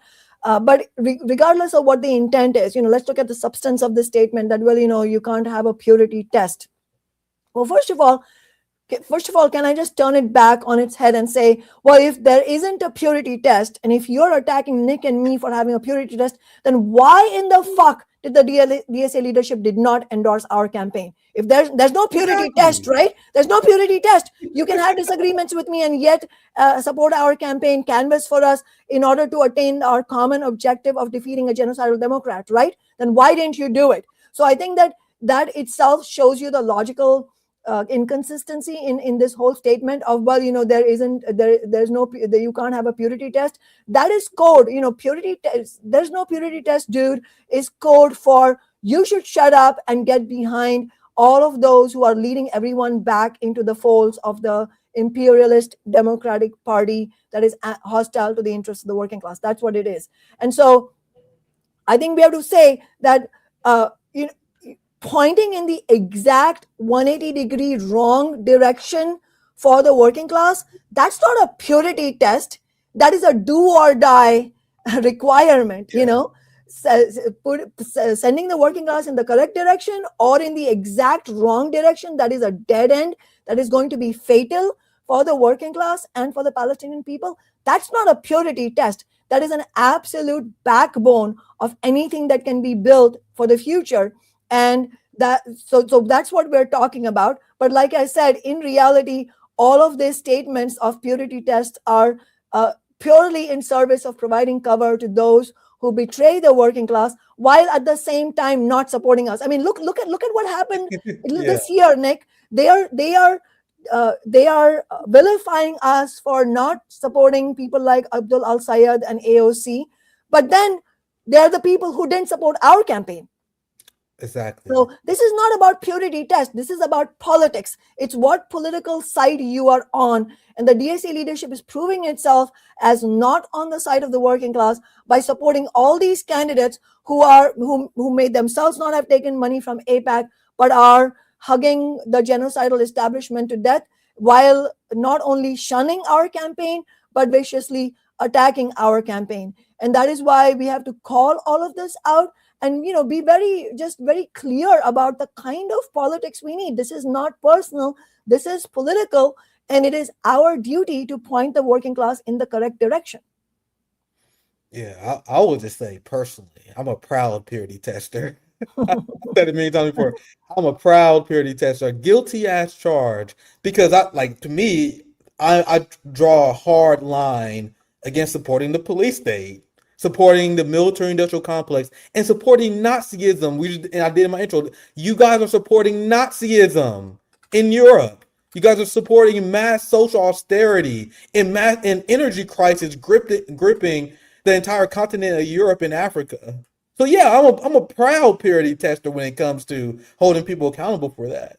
And if people also accuse RBN, they're like, man, don't you know the RBN are wreckers? They're wreckers. That would DSA people would say. They're like, Nick, he's a wrecker to our cause. And I'm like, you goddamn right, I'm a wrecker. I will oppose you to my dying breath, sheepdog and peace activists in the working class and to a genocidal capitalist party. So if you think I'm a wrecker for that, you goddamn right. I will wreck all your guys' attempts with every power I have to rehabilitate the Democratic Party. You're damn right. But Shama, I think you want to chime in. No, I agree with all of this. I don't want to forget saying that these people who talk about purity tests, they're also completely out of touch with just regular people, ordinary working class people. One of the reasons that we couldn't advance the November election, obviously, we talked about all the machinations by the Democratic and Republican parties, the role of all these gatekeepers who refused to support our campaign and were actively attacking it.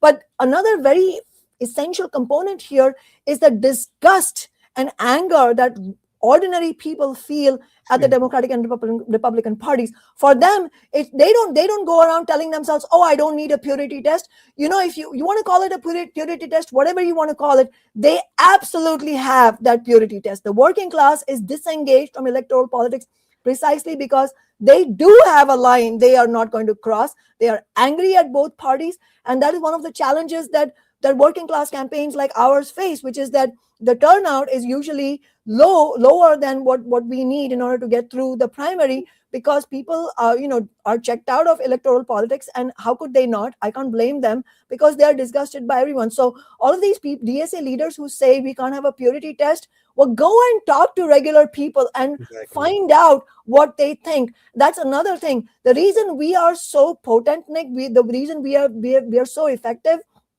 is because we actually talk to ordinary people. We talk to working class people. I mean, we canvassed the entire district. We talked to tens of thousands of people. I mean, absolutely 800 to 1,000, our volunteers regularly canvassing everywhere. And through our campaign, we held a town hall once every month in every part of the district, with me personally there, speaking to people. It was just anybody was welcome to come to these people, to these town halls.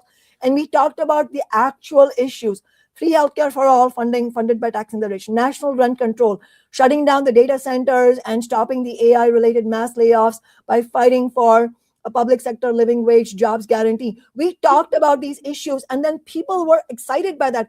I just to share one other story, Nick. My fellow campaign volunteers, socialists, and I, we went to a working class Black church in one of the smaller cities in our district, and it was absolutely moving. They told us, nobody ever gives us the time of day. Nobody bothers to come and talk to us. Nobody bothers what we think. They don't need our vote. They don't talk about any of the issues that affect us. And they were so grateful. They were so grateful. I mean, I kept telling them, don't be grateful. This is our duty. We are fighting for all of us here. But they were just, they couldn't get over the fact that we were the first campaign ever to even bother asking them what they think and will they vote and can we build a movement alongside them. This is the situation in the entire nation, where on the one hand, you have all these progressive Democrats, DSA leaders, all just jubilating over their election victories while the genocide is intensifying and expanding towards the West Bank. And now we are heading into the harvest season in the West Bank, where many of the activists on the ground are predicting an onset of escalated violence against the Palestinian farmers when they go to harvest the olives and the vegetables. I mean, we are talking about just unspeakable brutality. And here you have all of these, Democrats and DSA leaders just, patting themselves on the backs and thumping their chests about their election victories, while having not only not having a strategy for a way forward, but actually having an opposite of a strategy, the strategy to actually kill the movement. And that is why we have to be very clear. The problem isn't purity tests. It is genocide and relentless attacks on the working class. Go, like I said, talk to the working class people in America. Go to the Palestinian people who have been carpet bombed and mass murdered and tell them that purity tests are the problem.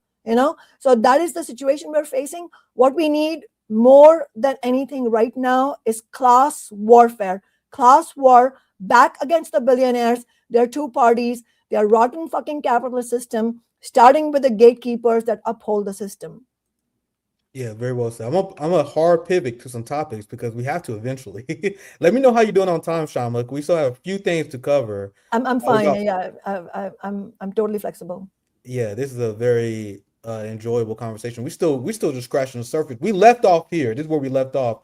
I was planning how like It's funny just thinking about it. Like the DSA and progressive Democrats, they think they're forming an anti-Zionist movement with Barack Obama and Kamala Harris. They're like, we are creating an anti-Zionist socialist movement with the Dubai landlord and the drone strike king, as we are condemning the resistance at the same time. So I'm gonna quickly cover a few things just for a second time, and I'm gonna bring you in, Kshama. Here's my friend Rame. Yeah, you know, the victim of British fascism, because she's a doctor who speaks out against genocide. Notice how Zohran Mamdani and Abdul Al-Said never criticized European fascism. That what annoys me.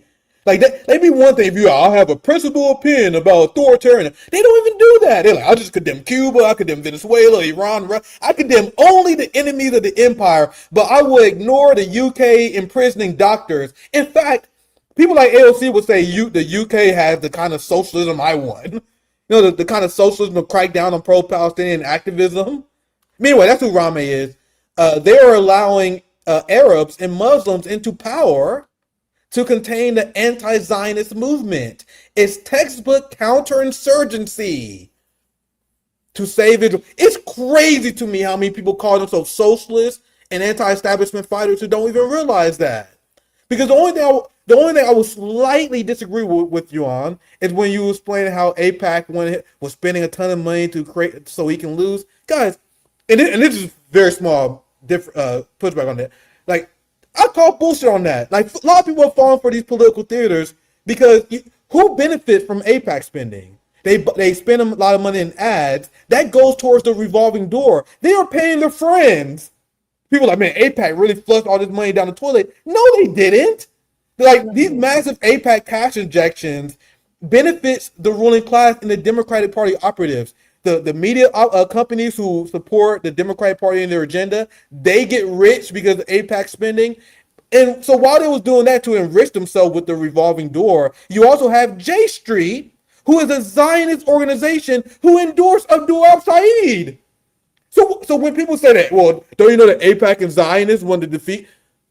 No, J Street is a Zionist organization. They're the ones who coach these people to say, well, it's not the Israeli state, it's the problem with the Netanyahu government. They're the one who coaches people to say that Hamas is as evil as Israel.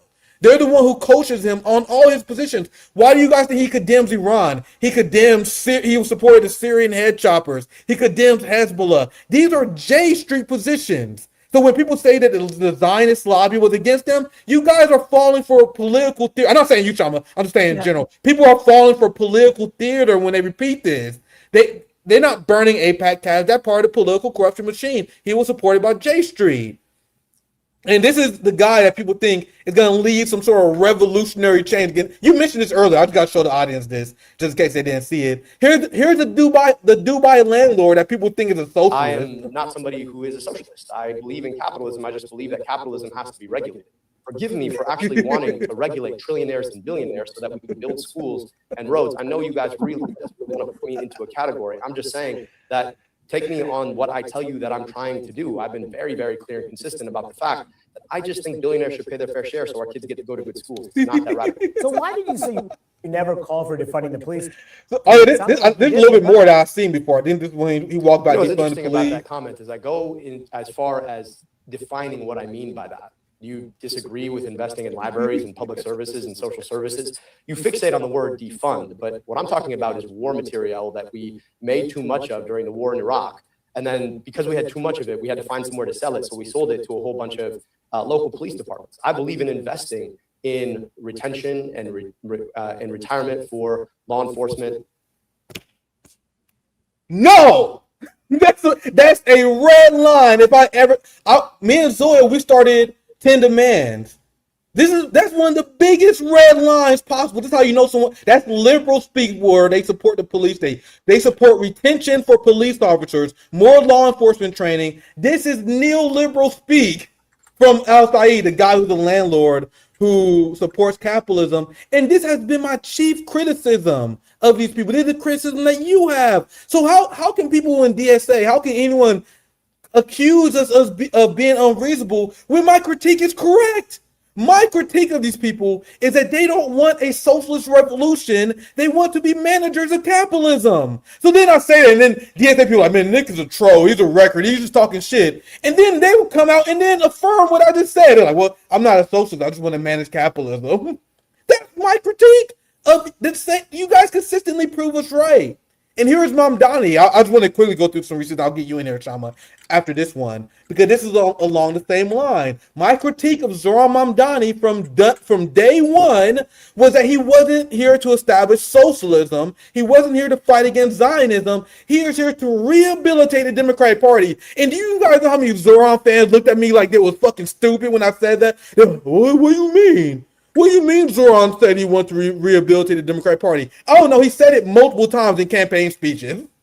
And here he is again. He is going on a PR tour reminding everyone that the role of DSA and the Zoran Mamdani is to rehabilitate the genocidal Democratic Party. You know my chief criticism of him that people pretended that I didn't know what I was talking about? Seeing a lot of examples of what it can look like to have that focus on the working person.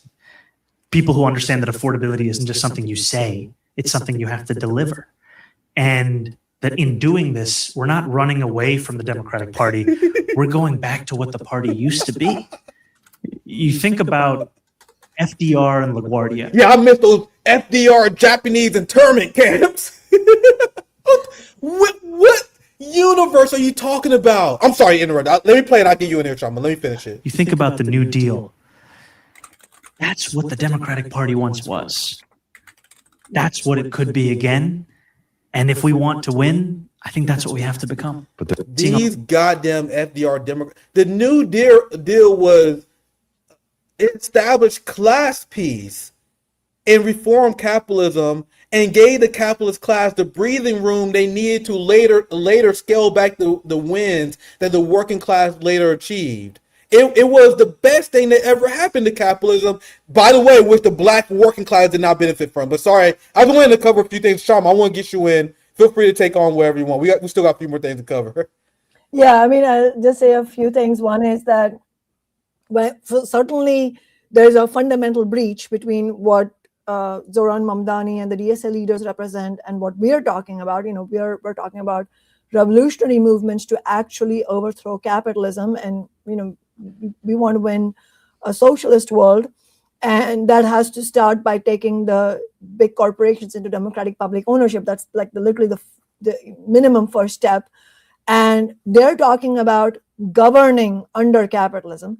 But I wanted to put a fine point on it because I really, really want people who are watching this to understand that it is not even, set aside for a moment if you don't agree about the need to overthrow capitalism.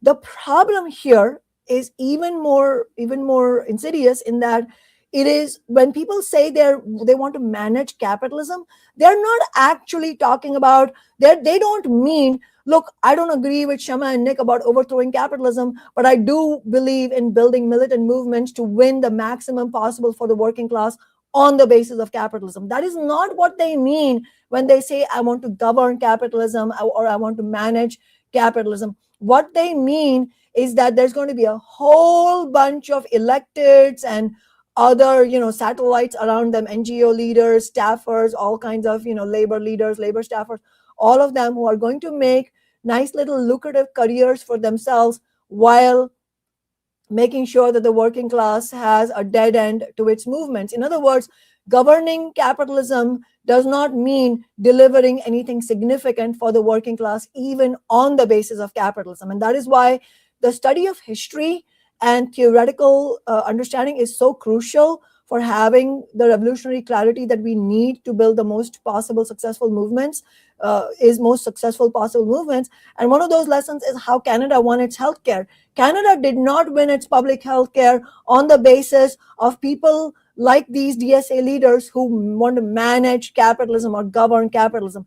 Canada won its healthcare on the basis of militant fighters, many of them Marxists, but not all of them, who built the Cooperative Commonwealth Federation, which was a third party, a party for the working class, as in opposition to the two ruling class parties in the Saskatchewan province. They won power in that province and they instituted public health care in that province. It became so popular that Canadians nationally were clamoring for it, and it presented an actual threat, a material threat to the ruling class parties, because they were afraid that the Cooperative Commonwealth Federation would actually win national seats in the federal government because of their popularity. And the ruling class governments themselves put together public health care because, that was the concession they wanted to give in order to keep these more militant movements at bay. That was the basis on which public health care was won. And so if you look at story after story of where the most far-reaching reforms were won, it is always the same, whether it is in Western Europe or the minimum wage victory we won, or Canada. It is always by militant mass movements with leaders who are clearly in opposition to the ruling class parties, and very importantly, building new parties for the working class that then lead to these kinds of far-reaching changes. When Mamdani talks about FDR and the New Deal, it is a complete ahistorical version. It's a false rendering of the actual history. The actual history is that the New Deal was a concession that FDR was forced to give to the working class in order to save capitalism from revolutionary movements because of earth-shattering events like the 1934 general strike in Minneapolis of the Teamster rank and file and the auto sit-down strikes, many of the leaders of which were Trotskyists, Marxists like myself, and militants. Like I said, you don't have to agree with every single thing we're talking about here, but if you are militant, then you will fight for the working class. And so that is the bare minimum requirement. And so these victories were won as concessions wrested from the hands of FDR and the ruling class by militant fighters, many of them Marxists.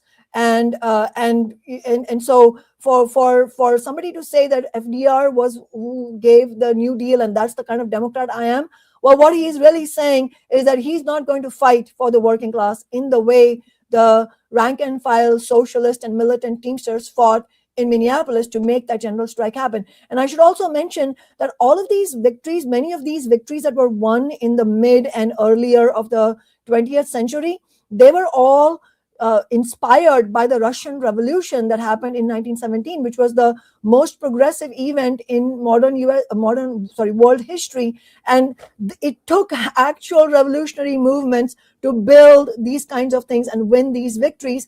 And I'll just say again, because I forgot one thing, when I was talking about New York, Nick, they have DSA has 9 electeds in the state legislature. They have 4 in the New York City Council, and they have a mayor. So my question is, for fuck's sake, what are you doing with 13 elected officials in the same state and 4 in the most powerful city of global capitalism, New York City, they won their election, and the mayor of that city? Sorry, go ahead. No, I'm sorry. I'm saying, they won their election. What else do they have to do, Kshama? They won. Of course, yeah. Sorry to interrupt you. I know you was cooking, but back to this point here, because I was told by people who projected their beliefs onto Zoran Mamdani that don't you know that Zoran Mamdani is engaging in epic 4D chess and he's just simply using the Democratic Party ballot line?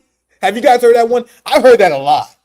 Nick, don't you know he's just using the Democratic Party ballot line? I promise you, he will oppose Zionism in the establishment once he's in. That he just admitted to your guys' faces that his goal, he is not running away from the Democratic Party. He wants to make the Democratic Party great again. So there's so many real Marxist critiques I can show you guys of this. But since we're running low on time, I'll show you guys this one from Bossman. This is a great account here. For all the Zoran simps that love to misquote, they all do this. They love to misquote Lenin's left-wing communism to justify their entryism. Isn't this the part where you're supposed to expose Zoran's duplicity to the masses? Like, what we're doing? Where you're called rude by the DSA because you criticize their favorite politicians? We're doing what you're supposed to do. They're not. He's explicitly saying here he's here to revive the Democratic Party and protect the status quo. Once again, this was our chief criticism of them, that they were taking this historic revolutionary opportunity and using it to revive a party that is responsible for massive income inequality, civil asset forfeiture. He's taking photo ops with people like Barack Obama, who led the largest wealth transfer between Black Americans and white Americans in American history with the financial crisis. Barack Obama's policies directly led to massive poverty in the Black community because the few wealth that we had in our name came from our homes, and he supported Wall Street illegally foreclosing on Black families. That's why he hired Eric Holder as his AG. WikiLeaks exposed that Wall Street picked his cabinet. They put Eric Holder in charge so he can help facilitate the largest wealth transfer in human history. That's the person that Abdul Al-Said is lying to the masses about, that he's our ally. And I won't have it. But since I already had you on for a while, we got to get to this because we've mentioned this a few times. And I have to cover this part because since we're doing our critique of these people who lie and mislead the working class, here's AOC admitting, like, it's wild that she said this out loud. She is admitting that the DSA class and the professional managerial class will say whatever it takes, even if it's stuff they don't believe in order to get elected. So remember when the American people was galvanized after witnessing our brother George Floyd executed by the police? And there was real research done by our Black revolutionary ancestors picking apart our prison industrial complex, civil asset forfeiture, and how we were becoming a surveillance state. AOC chalks that to, she pretends that this was just some sort of like mass hysteria, mass formation, psychosis that happened within the working class, and throws abolitionists and throw people who are serious about criminal justice under the bus as woke one, beginning the pivot. And MSNBC and moderate libs had, well, not moderate, they genocidal extremists, but you guys know what I mean. They had a field day with this quote to justify punching left. Listen to what AOC said, and Kshama, I have to get your thoughts on this. Standing is that Francesca Hong has made clear her present stances to her electorate. Yeah, she's moved away from a lot right, of that. she's moved away from it. And I have a local city councilman that has this saying, woke one was crazy. Woke one was crazy. Okay, that's true. And I think that what's important is that standing. What's so sad about these people is, despite all the criticisms I have of Bernie Sanders, you got to give it to him for one thing. At least Bernie Sanders took positions that was extremely unpopular and fought to the death for them. Don't get me wrong. You got to know how much I despise Bernie, but you got to he fought for Medicare. He said he was saying the same thing since the 80s, even when these issues was polling not as popular, before Medicare for All became popular, before a lot of his policy platform became popular. At least Bernie Sanders fought for them. You know what I mean? At least he played a part of shifting consciousness in the Overton window to his position, despite the fact he may sold out on other things. He fought for position he cared about. That is not even what the modern progressive is doing. They're not even taking what they view as unpopular policies and trying to popularize it. What they're doing is throwing the supporters under the bus and pretending that we have mass formation psychosis because we oppose a mass surveillance state. So here's AOC essentially throwing wokeism, quote unquote, under the bus, engaging what I call anti-Blackism. Like they're attacking the Black community, using our lingo and demonizing it. So the DSA, with AOC saying this, with Zohran Mamdani agreeing with her, because Zohran Mamdani agrees. This is what he said before I read this. Actually, no, I have it here. Here it is. Asked about where he breaks with the DSA platform on. So he was asked about what you disagree with DSA on. Mamdani names policing.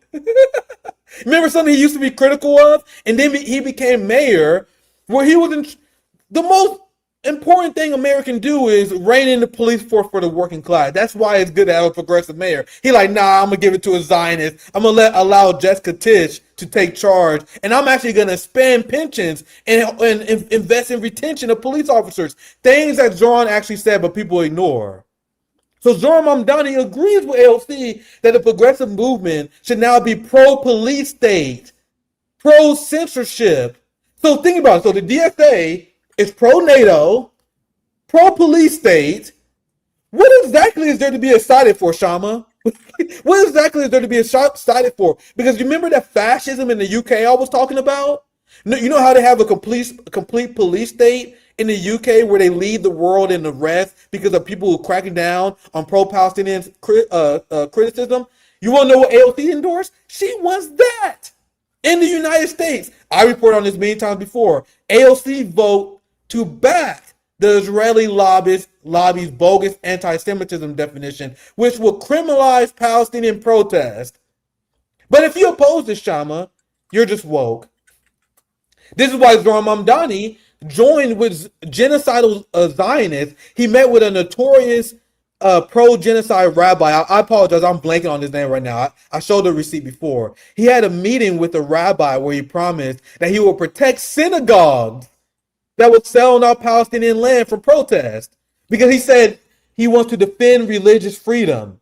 These are things that Zoran said that no one knew that he was proposing. So what happened? Synagogues started selling off Palestinian land while Israel was annexing the West Bank. And Zoran Mamdani allowed Jessica Tisch to shut down 4 to 5 blocks. He forced businesses from being closed and prevented any protester from protesting the synagogue, and people was arrested for attempting to do so. This is the modern progressive who they are joining with the Zionist regime in order to crack down on protests. They are helping fund and support the giant, massive police state budgets, while at the same time demonizing us for being woke for opposing this. So sorry for being long-winded on this. This is like the last real structured story I wanted you to respond to. There was a lot to get to tonight, Kshama. I appreciate you being flexible with your time. So what's your response to AOC ditching woke, condemning us for being woke for opposing the police state? Yeah, I mean, I totally agree with you. First of all, that it is scandalous. It is anti-Blackism. It is a complete abandonment and selling out of the fight against anti-Black racism and police brutality, both of which are systematically pervasive under American capitalism. And so this is the so-called rejection of woke is a rejection of the fight against anti-Black racism and against police brutality. And I'd just like to point out the same people who are now giving cover to AOC in completely ditching, like in broad daylight. This is a betrayal under broad daylight of the fight against police brutality and against racism. The same people who are giving her and Mamdani cover in this are the same people, or the incarnations of them 12 years ago, Nick, who used to be, police against any type of multiracial working class unity on the issues of racism, saying if you can't speak if you're not Black. And they tried to undermine our Tax Amazon movement, which was happening during the George Floyd rebellion. And I've talked about this on your show, Nick, before, where these Black misleaders said, Kshama doesn't get to speak at Black rallies during the BLM movement because she's not Black. She needs to sit down and shut up. And Tax Amazon is not a Black issue. And all of these, so my point is that at that time, these same people, they were using identity politics as a toxic and corrosive weapon against multiracial working class solidarity, and now those same people are now carrying out wholesale betrayal of the things that they supposedly stood for. And this has to be pointed out, that because this is what's happening, and this is what always happens. And what's happening is another version of what the Black misleaders were trying to do at that time. At that time, it was an orchestrated and engineered attempt to push back against working class solidarity, to fight against racism, and to fight for working class demands like the Amazon tax. And we won because we pushed back on the gatekeepers. And now what's happening is an orchestrated and engineered attempt to co-opt the anger against ICE terror, the anger against the genocide, the anger against the fact that you had the largest ever street protest movement in US history through the George Floyd rebellion, and you didn't actually have progress for the movement against anti-Blackism, so so there's all of this pent-up anger, and all that anger is now being co-opted by all these people, and the way they're doing it is not only just a straight-up betrayal. I also wanted to point out that it is so dangerous. Ordinary people are undertaking a personal, they're paying a personal price for facing up against ICE agents, for fighting against the brutal acts of the police and ICE agents and all of these other hugely repressive and violent elements in society. Obviously, in Palestine, Palestinians are fighting against the Israeli military and the Israeli state. But in this age where ordinary people are showing all this courage, now you have massively, prominent leaders like Mamdani and AOC just wholesale rejecting the movement's demands and the movement's efforts to actually push for something real. And not only did Mamdani, as you say, not only has he abandoned all of this, he literally is justifying rehiring an arch Zionist as the commissioner for the New York City Police Department.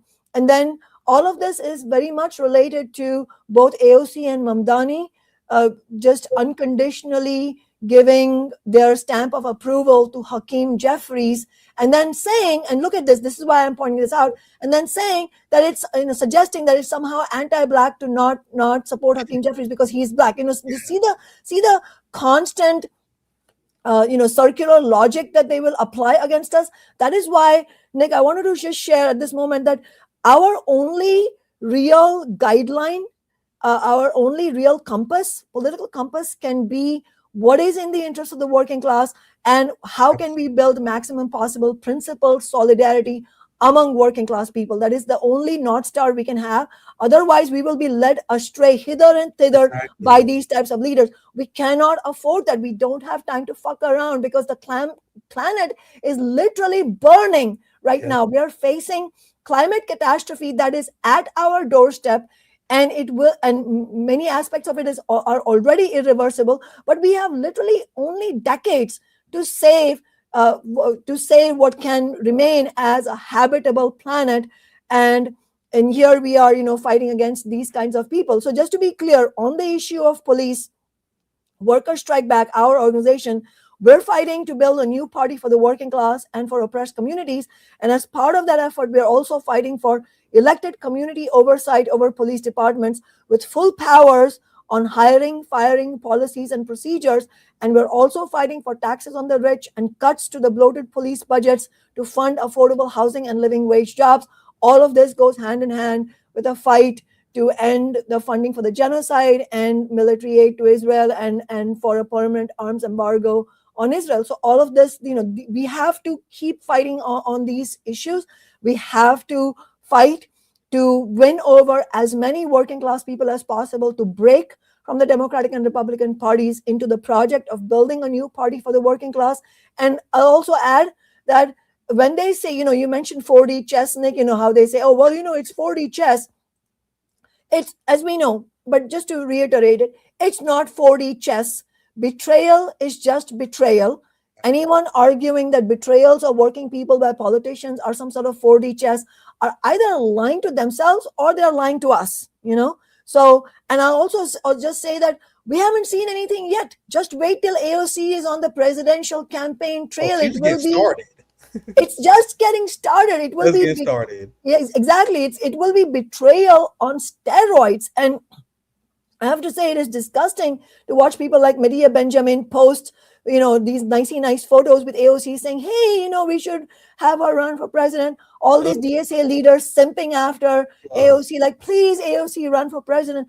I mean, it's a disgusting spectacle. It's a betrayal of the working class, and we have to call it out for what it is. I'm literally sick listening to that, man. Yeah, that makes me sick. regarding the liberal cynical use of identity politics, I've mentioned on Twitter, like you guys notice how black liberals, they sound just like Israelis. You guys know how like Israelis weaponize anti-Semitism. They love identity politics. They use that to sell Zionism. That's the same thing that black liberals do all the time. They want to convince you that somehow I, a working class black person in the Midwest, had the same class interest as Jim Clyburn. You know, the horror of the health insurance companies. You know, the horror of AIPAC, Hakeem Jeffries. The race reductionists they have racial signs that will make like Nick Fuentes blush. Like even hardcore white supremacists will blush at the level of racial signs that come from race reductionist liberals who believe that me and Jim Clyburn has the same class interest and we have more inherently in common than me and my working class white neighbor.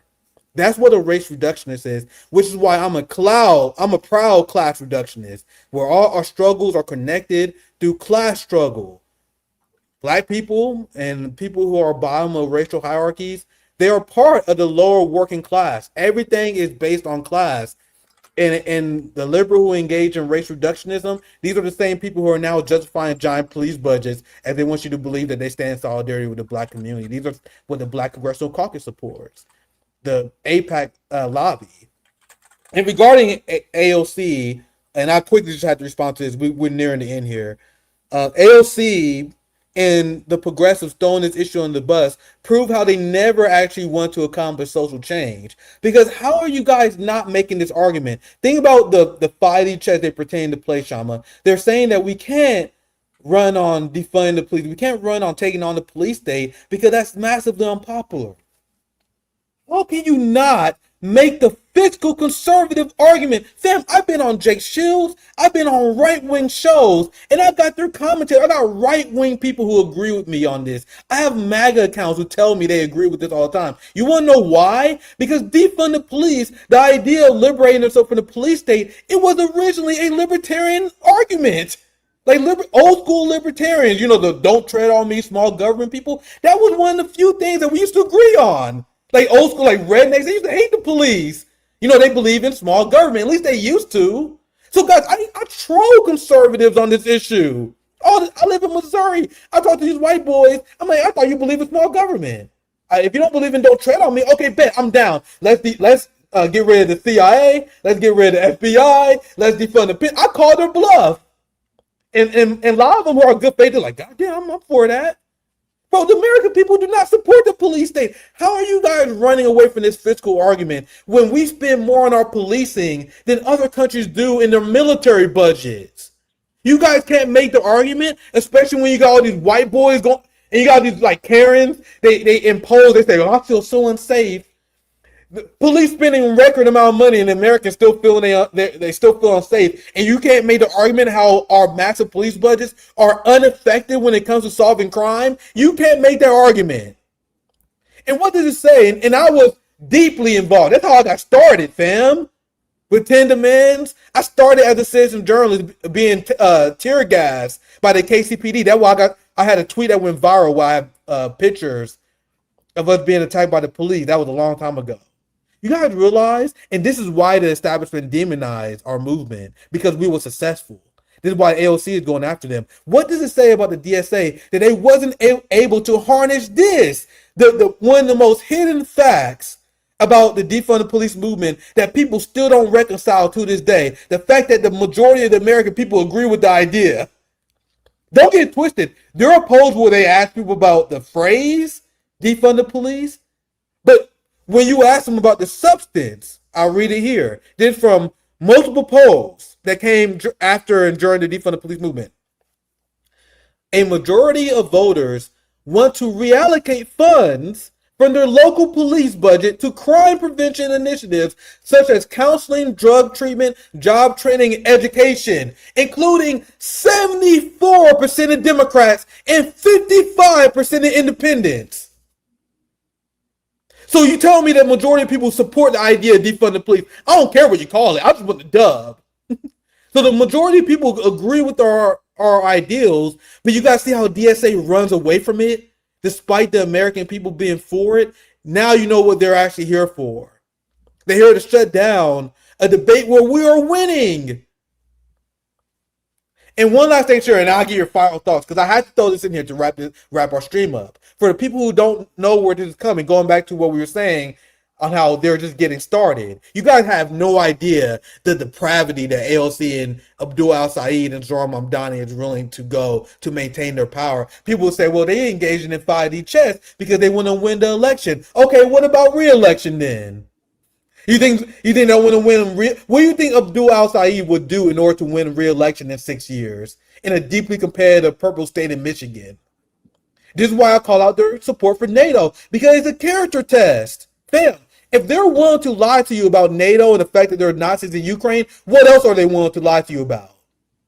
If they're willing to lie about Hamas legally right to engage in international resistance against Zionism, what else would they lie to you about? It's a character test that which always leads the working class to the right direction. Because I'm gonna show you guys a few examples. I'm sorry for going long here, Kshama, but I think this will really drive the point home here. You guys realize that Obama used to talk about Palestine all the time? You guys know that Nancy Pelosi used to champion single-payer health care? You guys realize that Nancy Pelosi was considered the AOC in the late 80s? So guys, for people who are questioning whether AOC will become the next Nancy Pelosi and they think it's crazy, people would have thought you were crazy if you called Nancy Pelosi a crazy sellout in the 80s. I'm going to show you guys an example. Here's Barack Obama sounding just like Abdul al-Said on Palestine. I've returned to the West Bank because the United States is deeply committed to the creation of an independent and sovereign state of Palestine. Who does that sound like, guys? Who does that sound like that Abdul al-Said is trying to impersonate? This is the guy who he called his hero. He said that Obama is his hero. He said sometimes it's good to meet your heroes. So you guys see what he's trying to accomplish? Let's play it again. To the creation of an independent and sovereign state of Palestine. The Palestinian people deserve an end to occupation and the daily indignities that come with it.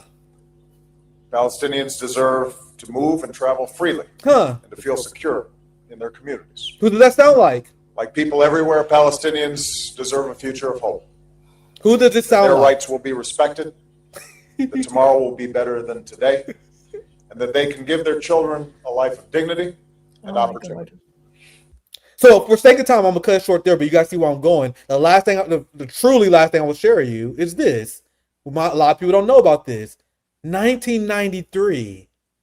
You want to know who became a young progressive superstar backing single-payer healthcare? What does that sound like? Nancy Pelosi was considered a progressive icon. Do you guys know that? Because in the late 80s, she was seen marching in pride parades and pride protests. She stood solidly in solidarity with the LGBTQ community in the 80s during the height of the AIDS hysteria and during the height of American homophobia. So she was considered very progressive on social issues, and then she came out in favor of single-payer healthcare. So if you're in the late 80s and early 90s, you're like, man, Nancy Pelosi really is a firebrand progressive, isn't she? So once again, it's only going to get worse with AOC. I'd play a little bit. Multimedia marketplace. I'm really looking forward to watching this. We haven't watched this video of Nancy Pelosi. Yeah, it's been a while since I've seen it, actually. I'm gonna try and skip to the part where she says it. It's not a long video. We're holding this. Here it Thank is. you very much, Grabian. Congressman The McDermott, multimedia for marketplace. holding this press conference and for your leadership on the single-payer proposal. I remain a staunch and ardent supporter of the McDermott-Conyers bill. I am very Grabian. pleased with The the multimedia president's marketplace. presentation last night. I'm sure others this morning have told you that he made an excellent diagnosis of the problem, and now we have to get on with how we take care of providing health care to all Americans. The multimedia My She is advocating for the health care of all Americans. Can you imagine? I bet you there's some boomer in San Francisco who was following Nancy Pelosi's entire career. They was young and they was excited to vote for this progressive in San Francisco advocating for single payer healthcare. Can you imagine what they're thinking when they see Nancy Pelosi now? Wonder if they remember. Because if you look at the 80s, Nancy Pelosi was literally the AOC of that time. And now you're seeing AOC do the transformation we've seen from Nancy Pelosi in real time. I'll just play a little bit more. I'll get your thoughts, Kshama. The problem with the president's proposal, if there is a problem, is that one of the principles of universal access, one of the principles of the single payer bill is universal access. The president has accepted some of the principles of the McDermott legislation, be it universal access, no precondition, portability, you know, the list goes on and on. But for access to be universal, it must be. I think you guys get the point. Kshama, let's wrap up. We can literally do this all day. Me and Kshama, we can bounce ideas off forever. I appreciate you being flexible with your time. I know I covered a lot there at the end. Any final thoughts? Thank you for hanging out with me tonight, Kshama. Thank you so much for having me, Nick. It's always a pleasure to be here. Yeah, I mean, it really, you know, what you played like Obama and Pelosi, this is past proof of that quote I read you from from Politico, where he said that, you know, where the Democratic establishment guy said that the movements of yesterday are now establishment of today. Yeah. And this is what we do. I mean, he's openly admitting this is the Democratic Party has a really clear strategy. They're not worried. They are going to co-opt all of this anger into the Democratic Party and make careers for these people who then will be, you know, in return for their careers, they will sell their souls, and they're already starting to sell their souls to the establishment and to the billionaire class. And so it goes. And I think it should be pointed out that not only is, you know, it's not only that this is a repeat of history where working class people are sold out, and why we should be aware of it. But I also just wanted to point out, yeah, I agree with your viewer. Those were wild receipts.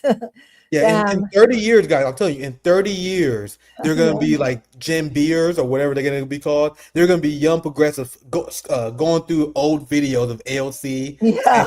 And she supports singing. They're like, don't you know that back in the late 2010s and early 2020, AOC was considered a progressive? And then the Generation B going to be like, wait, what? AOC, the neoliberal sellout? She was we're gonna go through the same process, but please, I'm sorry, Kshama, finish your thought. Oh no, you're totally right. I mean, absolutely, and that's the road we will be headed down, Nick, unless we fight to win a different kind of future for our movements, and that is starting with the need for a new party for the working class. I mean, it absolutely is.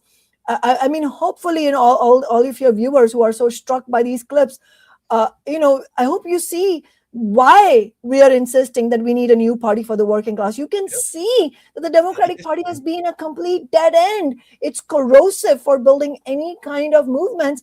And how can we finish talking about healthcare without mentioning California, Nick? California has a Democratic governor. It has the Democratic Party has a super majority or a near super majority in both houses of the state legislature. 86% of the state is in support of universal public health care. And what has happened in the last 10 years? The Democratic Party has crushed efforts for single-payer healthcare, for universal public healthcare 4 times in the last 10 years. And yet, what do the leaders of the National Nurses United and all these other unions, what do the leaders, not the rank and file, what do the leaders do? They keep going back to the Democratic Party establishment. Why? Because these labor leaders are business unionist leaders, many of them, even though there might be some differences among them. But the point is that they are not going to risk their own careers and their own cozy relations with the Democratic Party. So they are going to keep pointing to the dead end, no matter how many times the Democratic Party sells us out. So the leadership of the labor movement that keeps doing this, they are also a part of the problem.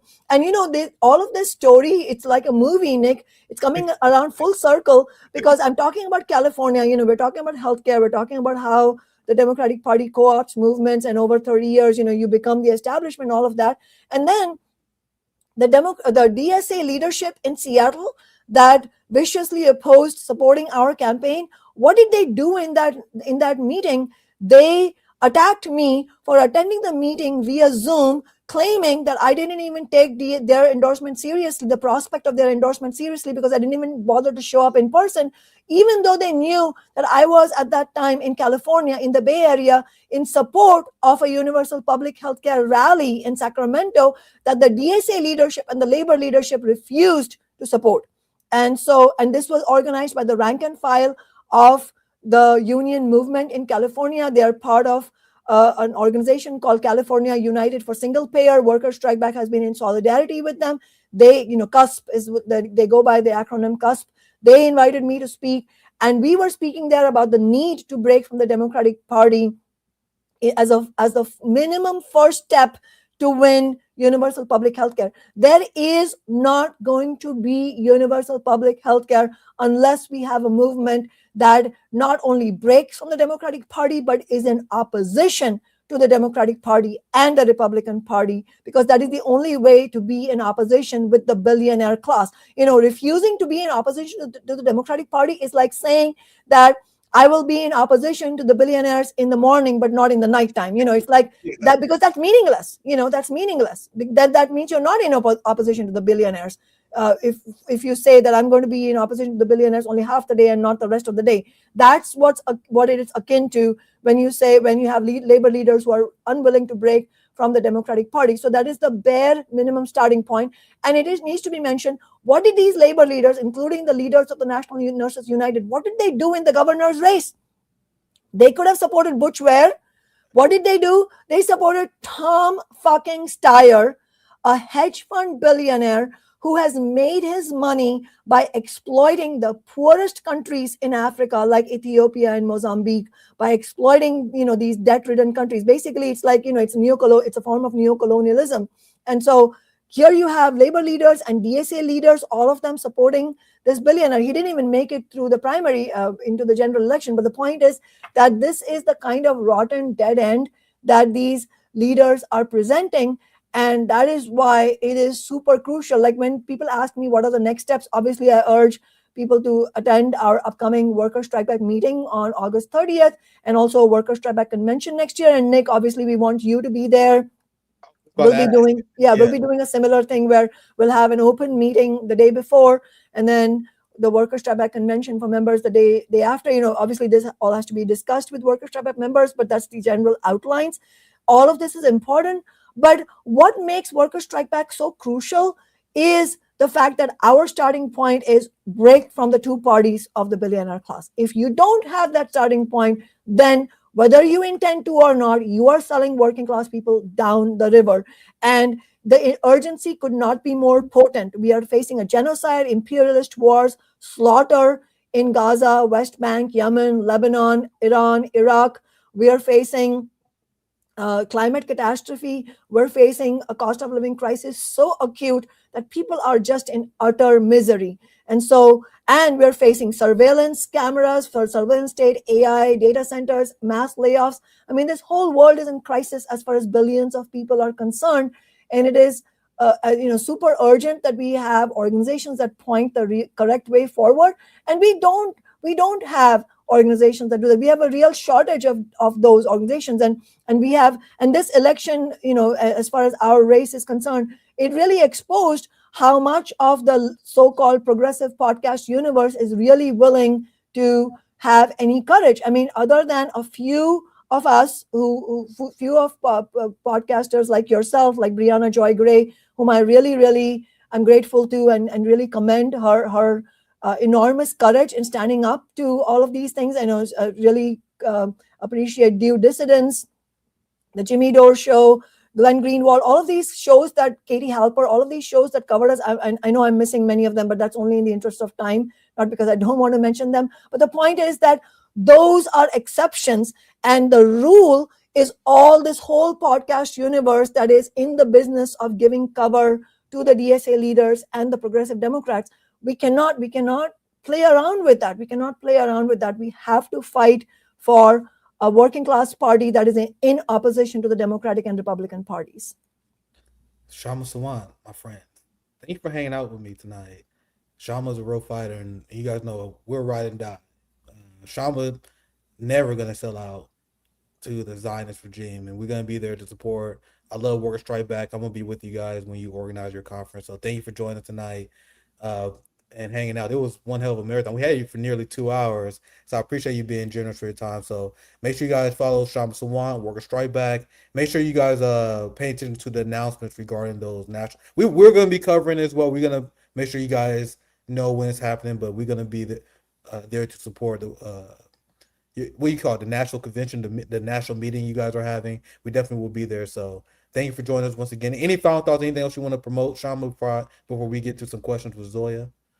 No, just to say that, if people are watching this and you are not members of Worker Strike Back yet, so please join. In fact, just to share with you on a positive note, it was absolutely sublime to watch that after election night results, when all these DSA leaders, went online to attack me and saying, oh, look, jubilating in the fact that we didn't go to November election. At that same time, we had so many people emailing Worker Strike Back saying, I want to be a member of Worker Strike Back, So that, those are the people we're looking for, the people who want to fight back and who understand that for us to get the highest ever result for a Marxist in the running for the US Congress is actually a historical marker, and that it shows the potential to build working class struggle, and that makes them want to join Worker Strike Back. Those are the kind of people we're looking for, and those people exist out there. And so if you are watching this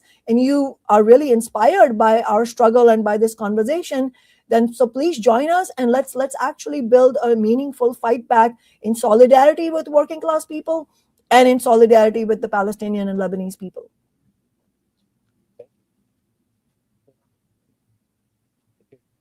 Thanks for hanging out with us tonight. Zoya's love, my friend. Zoya's life, you there? Let's read some chats to begin to wrap up. There she is. The legend herself, Zoya's love, Zoya's life. Man, I'm tired as hell. We had Kshama for 2 hours tonight. I'm gonna lean on you heavy to finish us out tonight. I'll be here listening. I may chime in every once in a while. I'm still be here. I'll be listening to all your guys' comments. I read a lot of them anyway, but let's acknowledge a few of them. Zoya, I pass to you. Thank you. Hello, chat. Heard a little bit of an echo, but now it's gone. So we're all good. How's everybody doing? How is your Monday, the start of the week? Hopefully we're making it a little easier on you guys. So let's jump right in. Street cat munchies. A lot of people living under the empire don't see the political solution outside the framework of capitalism. They are still playing Monopoly, thinking they can beat the game. Coming in hot for the start of the show. Nick Cruse, what's good, Nick and cast? Andre, hey, Nick. Ryan, what's popping? Street cat munchies, hey, Nick. Abiding, Nicodemus holding it down. Yeah. I like that one. I like that name. Yeah, you guys make sure you gotta leave a like. You guys gotta support me on Patreon. There was a 2.5 hour stream. We started things off strong on Monday, and we got a lot of banger guests coming up for the next few weeks. But Zoya will inform you guys on that here very soon. I appreciate all you guys. I read all the chats, and I'll still be here. I appreciate all you guys. I love the community that we build, especially with Worker Strike. But I'm really looking forward to organizing with them in Seattle. Like every time, it's the same with the Green Party. Like when I was with them in Chicago, when I was with Worker Strike Back in Seattle, when you meet them, these people, they're radical people just trying to figure out how that we can actually achieve gains for the working class. How can we achieve revolution? Every person I actually talk to in these organizations, they are all based, they're all radicalized, they've all been radicalized by RB. And I can't wait to hang out with the Worker Strike Back homies again. I want to do everything I can to make sure these organizations are successful. It's wonderful organizing in the community because then you find out there's a lot of like-minded people out there. Manzana Roja. Kshama, I'm throwing my proverbial boxers on stage. All right, let's keep the panties on. You guys, man. Josh Heisler, thanks for having Kshama on. Looking forward to hearing her thoughts. It's always a banger with Kshama. Harold Dogbottom, the capitalist Epstein ruling class. Sir Christian, Crystal Ball just said on today's BP segment that Abdul El Sayed would be a fool for refusing Kamala Harris's endorsement because that would make older black voters more suspicious of him. Bro, the childlike political analysis of these people never ceases to amaze me. Fam, you realize that Kamala Harris's endorsement of Abdul El Sayed helped Kamala, not him. The same with Zoran accepting the endorsement of like a Kathy Hochul and all that stuff. That is for them. Kamala Harris is deeply unpopular, and she had the lowest percentage of the black vote in modern Democrat electoral history. You guys know that? She got a lower black vote than Biden, than Obama, than Clinton. The worst performing in the black vote. But you guys know, Crystal Ball and all the liberals, you guys see everything, all their analysis, just identity politics, putting people in check boxes. And these endorsements and these collaborations, it's a signal from Abdul El Sayed to the ruling class that he will play ball. It's like an initiation ceremony to the ruling class. But this is the deeply unserious commentary you hear from people who want to convince people that the Democratic Party is the mechanism to change, because she is the same person who said that you need to grow up if you support an anti-genocide party and an anti-Zionist Jew like Jill Stein. So you need to grow up. Man, it's so frustrating. We're going to have to just keep repeating this over and over. Ayo. 6.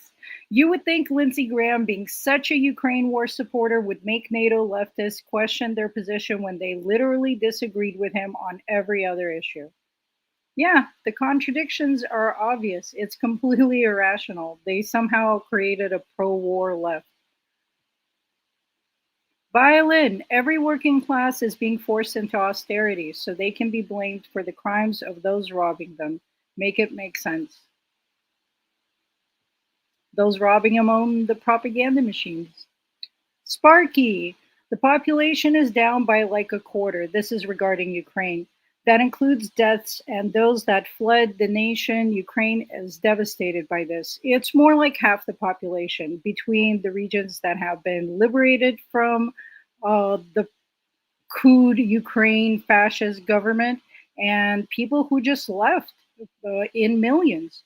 So about half the population is gone. Casey McCoy, Sam Cedar said, well, actually, there's Nazis on both sides, for real. So if you give a Hitler salute in Russia, you're going to go to jail. If you give a Hitler salute in Ukraine, you're going to end up on a stamp or have a street named after you. It's institutionalized fascism inside of Ukraine, which of course goes along with corruption. Street cat munchies. Even Dem reps wrote a letter warning about Nazi influence in Ukraine. Now they cheer. Yep. That's that amnesia Nick was talking about. Street cat munchies. The MSM never brings up the CIA. Strange, isn't it? Almost like the call is coming from inside the house. Little's AMG. Civility politics is trash.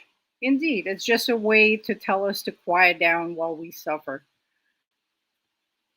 Eno Shadowwalker, MSM is CIA. There are actually, we've posted it before and showed it before on RBN. There's a great video of a CIA agent talking about how they leak stories to the press and control journalists, and that video is like half a century old. So they've gone better at it. Ayo, bitch move by Roe for deleting this tweet. A little worse than just a bitch move. Christian, Roe's wife was engaging in insider trading, and she owns defense stocks. So every time there's a war, Roe gets another car. Jason Dick, we've got our own willing Canadian annexation support group up here. The Alberta Independence Movement. They now say we should separate from Canada and become the 51st state or whatever. Yeah, the CIA loves starting faux movements like this that just casually support imperialism. Nick Millen, I'll die before I go back to the Marines. Fuck the military. That's the only correct position. Don't join, and if you're in, drop out as a conscientious objector. There are many websites that you can look up that will help you do that. Christian, the DNC is where all progressive movements go to die. Amen. Sir Christian, thank you for the super chat of $4.99. Happy about the 20,000 votes you received. Did you ever personally tell Melissa Chowdhury to drop out to keep the vote from being split? Unfortunately, Kshama's not here to answer, but I can't imagine her doing that. I mean, obviously. Yeah, Kshama said she was like more of a moderate, so there's no way she will do that. Which leaves the question is, if she's a moderate Democrat, why she run against Adam Smith when they share a lot of the same policy platform? It was just to help play defense for Adam Smith. But sorry to interrupt, Zoya. Please continue. No, of course. Just like Nick is saying, they were splitting the vote. Casey McCoy, run again, Kshama. We just got to stay tuned. Kshama's always on the move doing something exciting. Hexen, why don't Americans focus on their own country? Good question, Americans. Let's start focusing. Sparky. Sadly, it'll take 6 years for her to have a chance again, so she has a lot to do in the meantime. Yep. Well, she can always run for another seat or another position in the meantime. USA is so close to idiocracy, it's ironic. And sad. Idiocracy is becoming a documentary more and more every day. Don Hooligan, mask is off. Dems are just sheepdogs for the far-right grift. Yeah, the mask keeps coming off, but so many people are just propagandized. Christian, I keep telling people the Dems are just there to give you an illusion that the left exists. And they suffocate the left and undermine the left. Even DSA, what they did to Kshama, that is complete sabotage. I farted in Stephen Miller's mouth.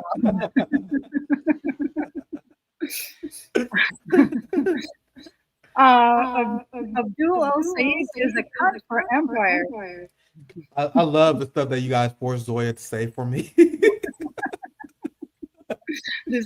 Like, I swear, I would never say this in casual conversation, so it's fun for me too. Yeah, I knew Zoya for years now, so I finally get to hear her say some of these vulgar phrases because of you guys. I never appreciate it. This was the only way to get me to do it. Ashura, Saeed is a liberal Zionist. I know, but some people are pretending he's not.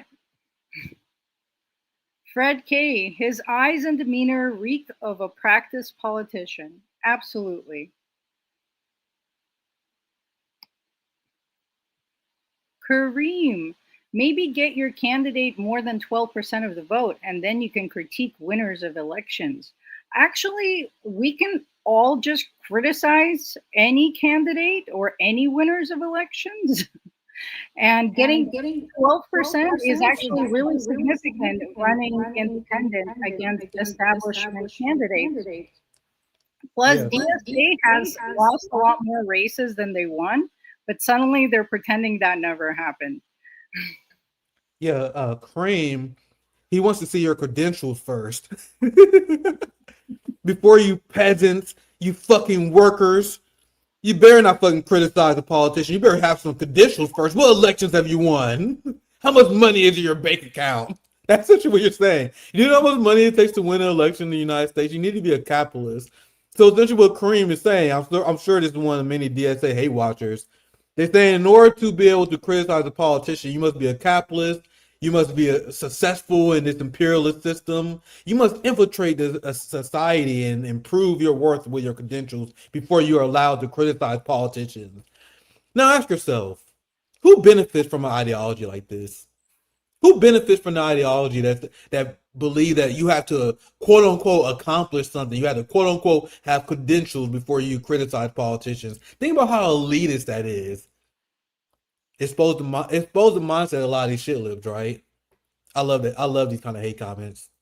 Thank you for starring it, Zoya. Oh, we got a few. Oh yeah. Should be. Keglov. Wow, Nick, I want to send this to every member of my liberal white family. You're killing it. Yes, please do. We look forward to their comments.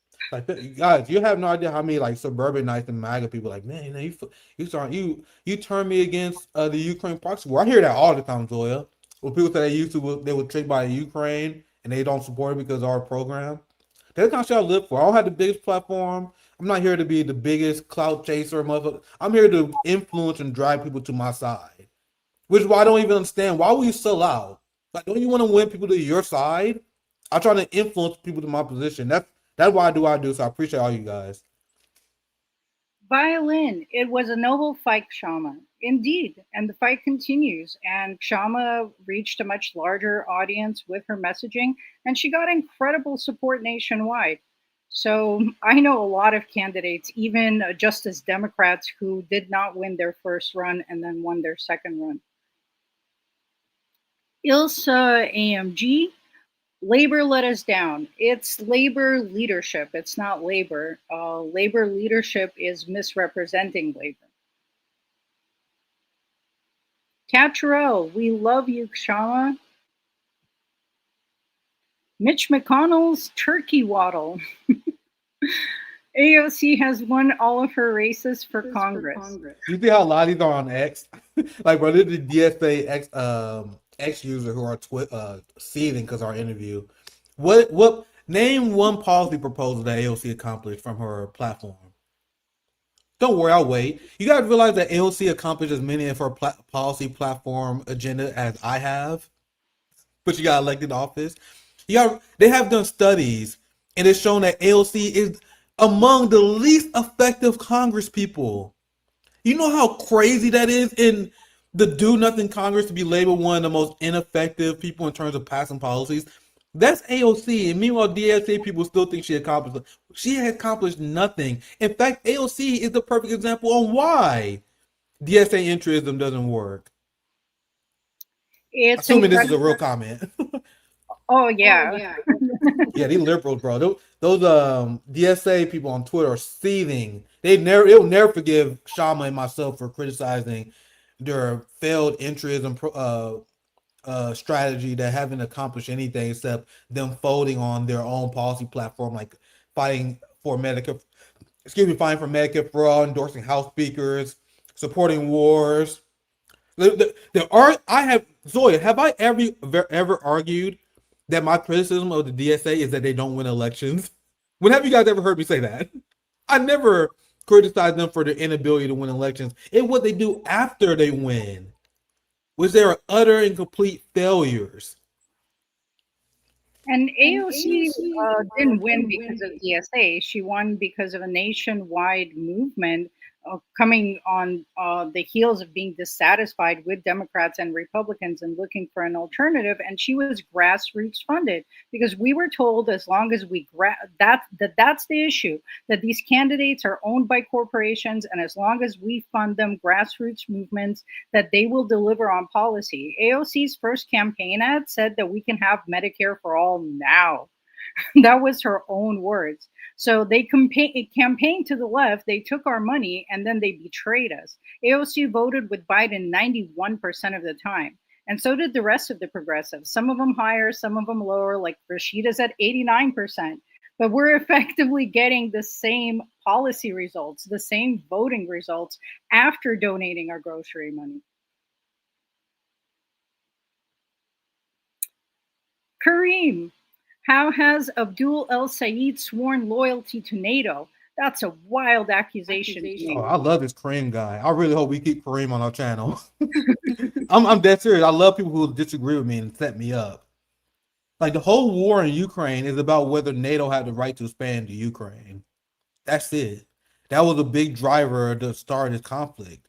So when Russia and Putin says, hey man, we just want Ukraine to be a buffer state between the West and Russia, where Ukraine does not have NATO membership. That was what Putin proposed very early on, and that's the peace deal that Boris Johnson broke. So what they're fighting for, what the DSA NATO left, is willing to sacrifice an entire generation of Ukrainian men, is for NATO's right to expand into Ukraine. So Ukraine can be a NATO country. So the response by peace activists like me, people who are considered tankies, we said the sacrifice that Ukraine will have to make in order to become a NATO country is not worth supporting the expansion of the military alliance known as NATO, which all leftists should inherently oppose in the first place. So if you say you support Ukraine's fight against Russia, if you are supportive of the NATO proxy war, that is by default you swearing loyalty to NATO because you support the agenda of never-ending NATO expansionism. If you don't support NATO expansion, you would agree, or at least you would advocate for peace terms, pushing Ukraine and NATO to concede that Ukraine cannot be a NATO country. Hopefully that makes sense to Kareem, assuming that they're good faith. I enjoy pushback comments, so I really hope we can keep Kareem on the channel for real. Yeah, we got some DSA people from X today. Street Cat Munchies. By the way, I unfollowed DSA Thought Leader and I unsubscribed from that community. DSA is a Dem OP. More and more people are going to catch on. I'm telling you guys. That's another thing I'm told a lot too, Zoya. That a lot of people became more skeptical of DSA because of me. Well, I'm not a big platform guy, but the only thing I can do is make sure my community don't fall for bullshit.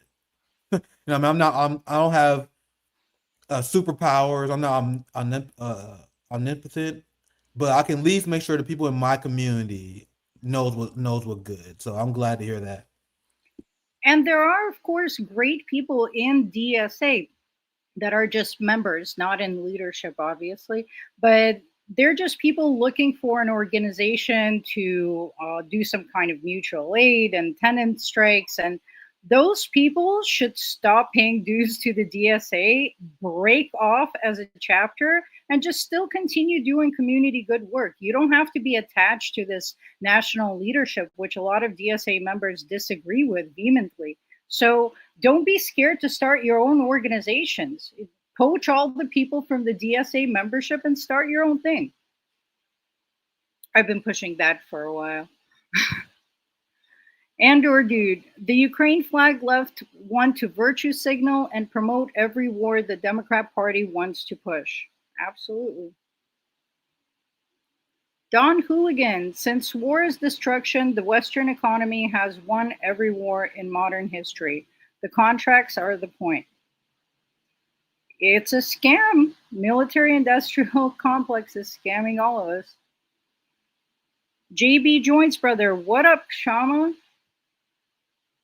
Andor dude, AOCIA controls millennials' minds similar to how Fox News controls brain-dead Republican boomers. Yeah, they're creating a false political spectrum within the capitalist system so that based on social issues, you can cheerlead for different candidates that in the end serve capital and screw you over. There's one in every flavor. Daniel, we cannot let Republicans win in the midterms. Nick? I thought that would be a fun comment for Nick to address. When we got a lot of DSA people on Twitter. It's because I announced that Kshama was coming on, so they're on X Twitter, hate watching. It's just the same revolving door. No matter who wins the midterms, Israel still will get the aid they need. War will still be fought. The working class will still lose. I'm I can't possibly understand the mindset of someone who's still stuck in this kind of matrix of thinking. Oh my God, I hope this version of capitalism wins. I hope these genociders win. I don't really have anything witty to say in response to this. I kind of sympathize in a lot of ways, but it's like, man, I don't understand how people don't see the sauce. But hopefully you keep watching, because a lot of these comments are new people. I hope you keep watching, because if you watch my channel, you will see me expose how the Democratic Party and Republican Party has the same class interest. And I think I convinced a lot of people of that. So if you keep watching, I'm sure I can convince you as well. And I'll just add that the wealth gap and wars have grown under every single administration. Bianca Tellerico, DSA is a joke. Black Zen, hit the like button. That's a good reminder. If you guys haven't yet, please hit the like button. We depend on you, our viewers, to promote these streams. We're heavily suppressed. Bianca, Hassan won't interview Kshama because he's bourgeois. Yeah, he's a millionaire. His interests don't align with ours. Mr. Blamo, know how many times I've witnessed this exact thing in America? Well, in the last 2 decades, several times Americans wake up, then a new grift arrives, back into slave mode. I'm concerned you'll repeat. Well, the lessons have to continue until we learn them. Yeah, me and Zoya, we've been trying to tell these Gen Zers, because they going through the same thing I've been through before, where they see a new way of progressing, they get excited. Bro, this is not our first rodeo, bro. We've seen this shit before. Like, the same way I snuffed out John Fetterman, the same way we snuffed out AOC and them, same way we snuffed out John Mondani, the same way I'm right about Abdul Asaid. This is not new to us. Me and Zoya, we've been in this game for a while. Like, Zoya's been an organizer for a long time. You know what I mean? Like, this is not new, but there's a new generation of young, starry-eyed pups who want to make the country a better place again. They're a little bit too trusting of these same professional managerial class con men who used to con me. I mean, I was conned by the Bernies, by the Obamas back when I was a teenager. We are just witnessing the same thing happen to a new generation, and it is indeed frustrating to watch. Indeed.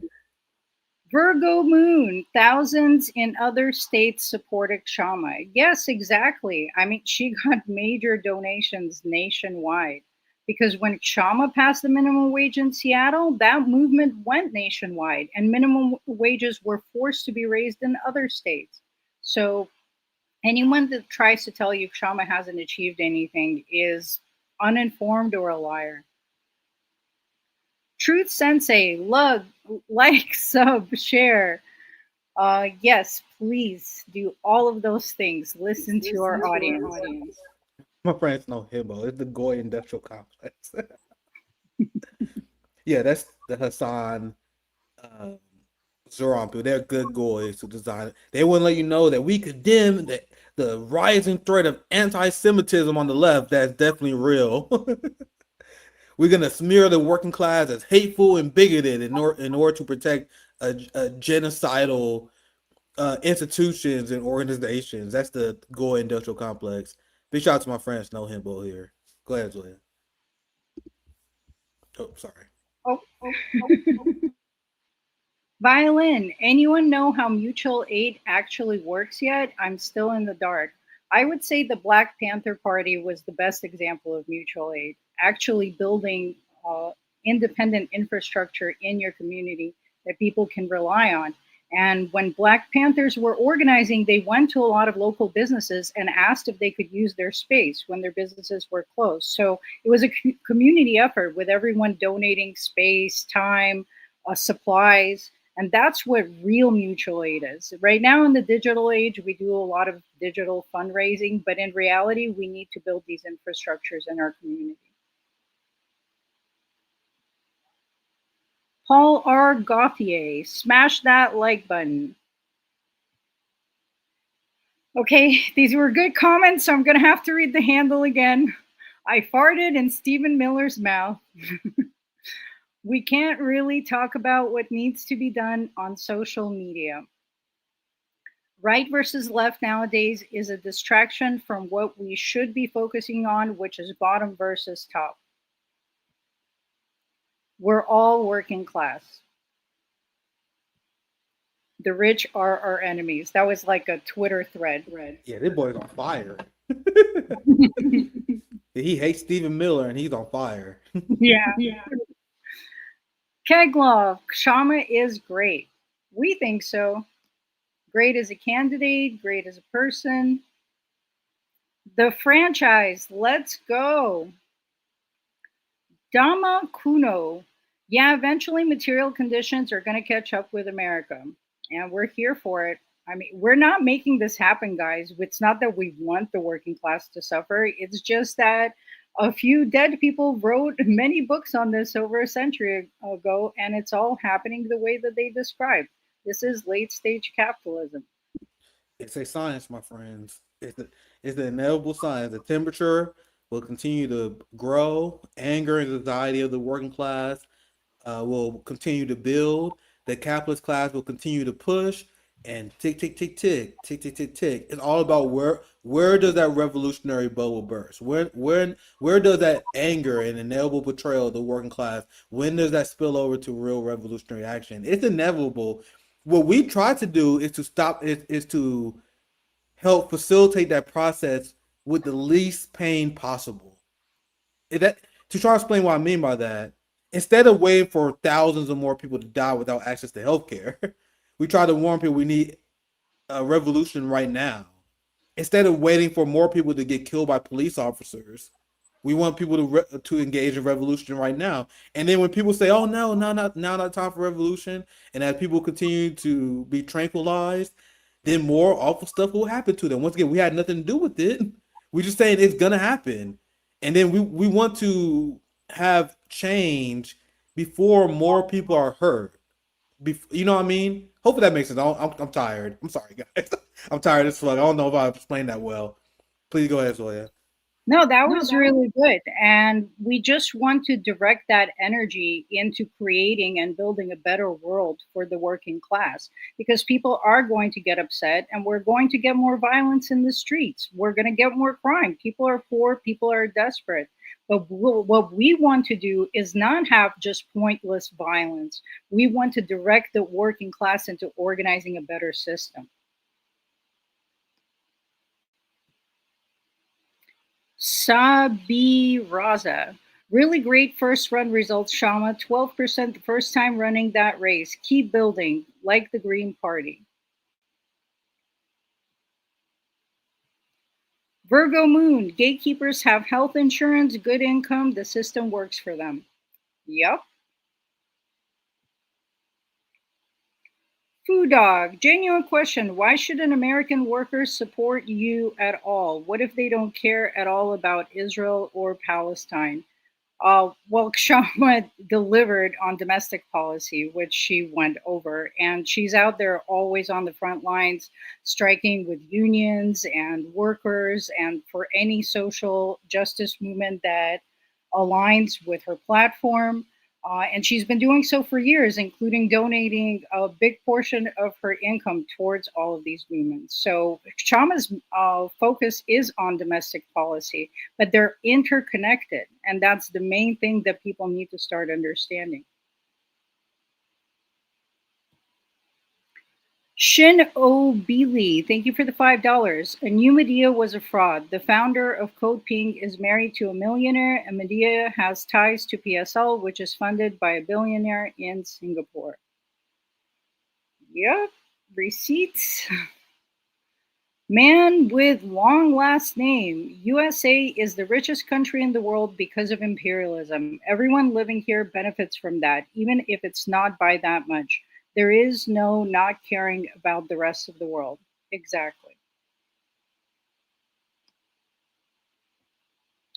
And a shout out to Comrade Cranky for the $5. I can't hate progressive Democrats enough. The only thing I will argue that we benefit from regarding U.S. imperialism is that we don't get theoretically bombed. I know a lot of people say that, and I understand, like, especially people who are not Americans, A lot of people who live in the global south, they were like, man, you should repent because you benefit for the empire. I understand the reflex of them saying that because they watch Friends, they watch Seinfeld, they watch Hollywood because that's the only reference of America, and they see these actors being who play characters who live these fancy lives, and they're like, man, look at these Americans benefit from imperialism, and they don't realize that what they're seeing from Hollywood, what people project as the American life, is not how the average American is living right now. They live in paycheck to paycheck. They can't afford an emergency, and we are going through record medical bankruptcies. We have millions who are homeless. You have many more who can't afford to properly own a home. These are all because the ruling class choose to invest in imperialism instead of investing back at home. So we have a certain sense of security that comes from benefits of imperialism. And I'm down to debate this with someone who disagrees in good faith, but I strongly disagree with the narrative that we benefit from imperialism. I see people on the left say it a lot. I think it's bullshit. Look around you. Does it look like we benefit from imperialism? Have you seen our streets? We have no infrastructure because they spend on the military instead. And the people are like, well, do you see how much money, how wealthy Americans are? We don't have no insurance. We had no single payer. We had no education system, no paid maternity leave. So I'm sincerely asking, this is not me just sniping. I'm sincerely asking when people say that, what are they talking about? How do the only benefit we have is that we're not the victims of it. But then you can argue against that because the imperial boomerang, that theory kind of dismantles that. So I just disagree with that. And maybe I might be wrong. Maybe it's something I'm not seeing, because there are people I respect to say that. I'm like, that's bullshit. That's kind of bullshit. That's just me though. Because I definitely haven't benefited from it. My family haven't. I don't have health care. You gotta know my healthcare plan is eat an apple and work out every morning. Does that sound like I benefited from imperialism? I don't know. I understand why people who are super anti-America, who hate Americans, why they would say that, and I sympathize, but it's just not true. Also, lifestyles across America are very different. There's only 12 US cities with a population of over 1 million. And there's tens of thousands of cities in America, and a lot of them do lack infrastructure. They don't have clean water. They have third world diseases. So maybe half a century ago, that statement was more true because the 50s and all of these benefits, temporary privileges that were given to the working class, and only certain sections of the working class were funded by the exploitation of the global South. And that's true. But today in America, it's become a nightmare for the majority of the working class. Justice, El Said is the Muslim Obama. Sabi Raza, El Said and Mamdani are colonizer Uncle Toms. Robert, Kshama, keep up the good fight. Loose, instead of one Bernie, you now get a dozen Bernies to sell you out. Exactly. All one's aim, all this one same. Reform is not possible. Violin, New Deal was brought to you by communists, socialists, and militant labor threatening revolution, not by FDR. Exactly. He was forced to capitulate. He didn't give workers anything. Shelley is for love. They believe in the empire. DSA are just liberals. Eno Shadow Walker. I listened to a FDR speech where he called striking workers deadbeats.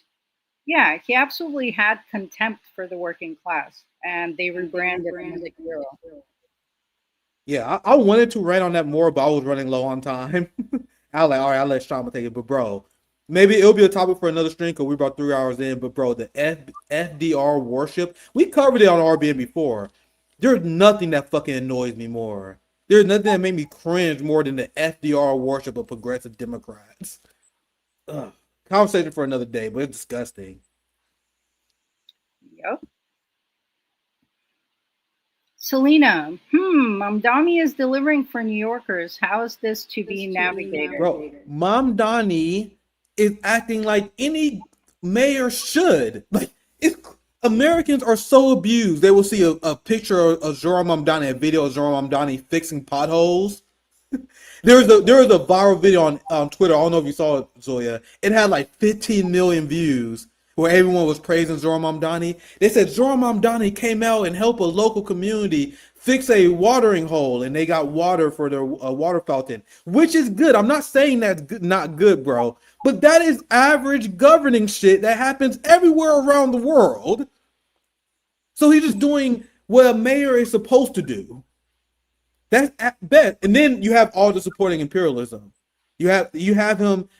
He is the best manager of capitalism. I said on the channel before, he's the best mayor in the United States. That doesn't mean anything though.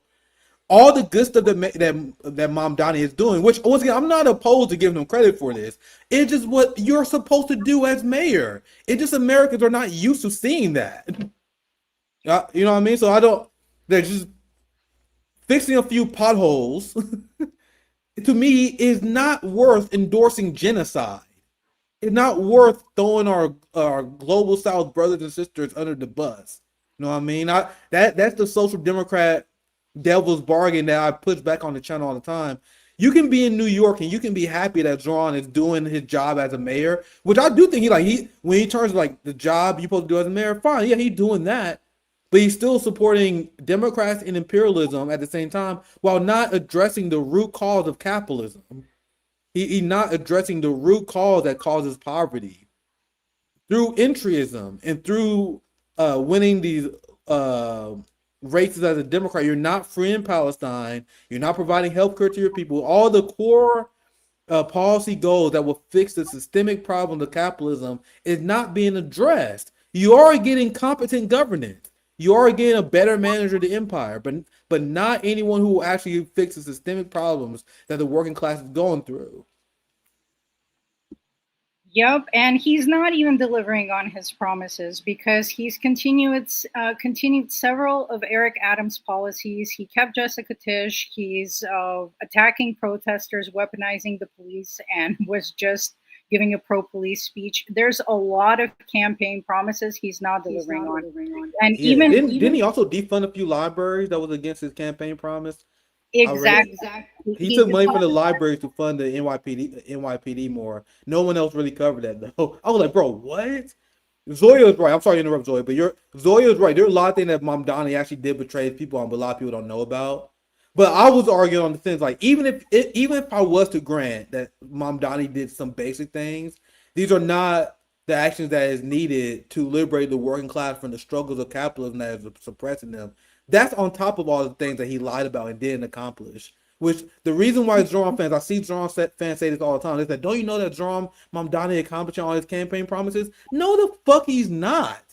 Only reason you guys believe that is because the Zoran Mamdani channels are lying to you and pretend that he is.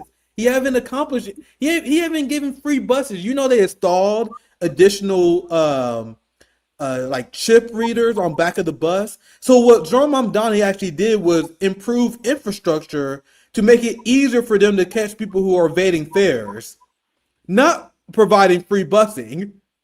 So that's just an example of one promise. We can go down the whole list of promises that he actually made. He haven't accomplished none of that. You know, but anyway, I'm getting late tonight, but we covered that many times on our channel. There's so many promises that he broke. All the promises that he broke, the Zoran Mamdani Media Industrial Complex is hiding to people. They're purposely not bringing it up. yeah, like the rent freeze that he was going to enact, he gave landlords enough time to raise the rent before the rent freeze goes into effect. So everything also has a caveat, and he's not even working on the free buses anymore. And as far as the free community grocery stores, he just gave funding to exploratory committees to look Here at it is. Here it is. I got receipts for days, bro. Like, this is from February. And then as you see this, I want you to ask yourself, why did all the pro Mamdani channels did not tell you this? Mamdani proposes $30 million in library cuts after campaign promise to boost funding. He took that funding that went to the libraries and used that to provide expanded pensions and retention program for the NYPD. Exactly. And we could go on, but we've done enough streams exposing Mumdong. Violin, they've been undoing the New Deal ever since, nonstop.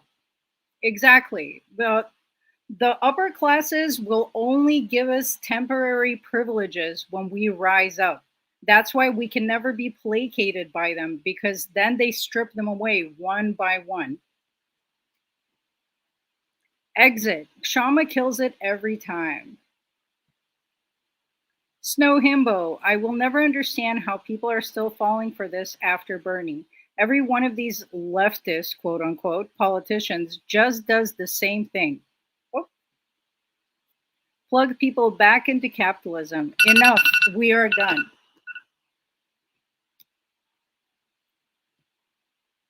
Comrade Cranky, thank you for the $2. Me or Zoya?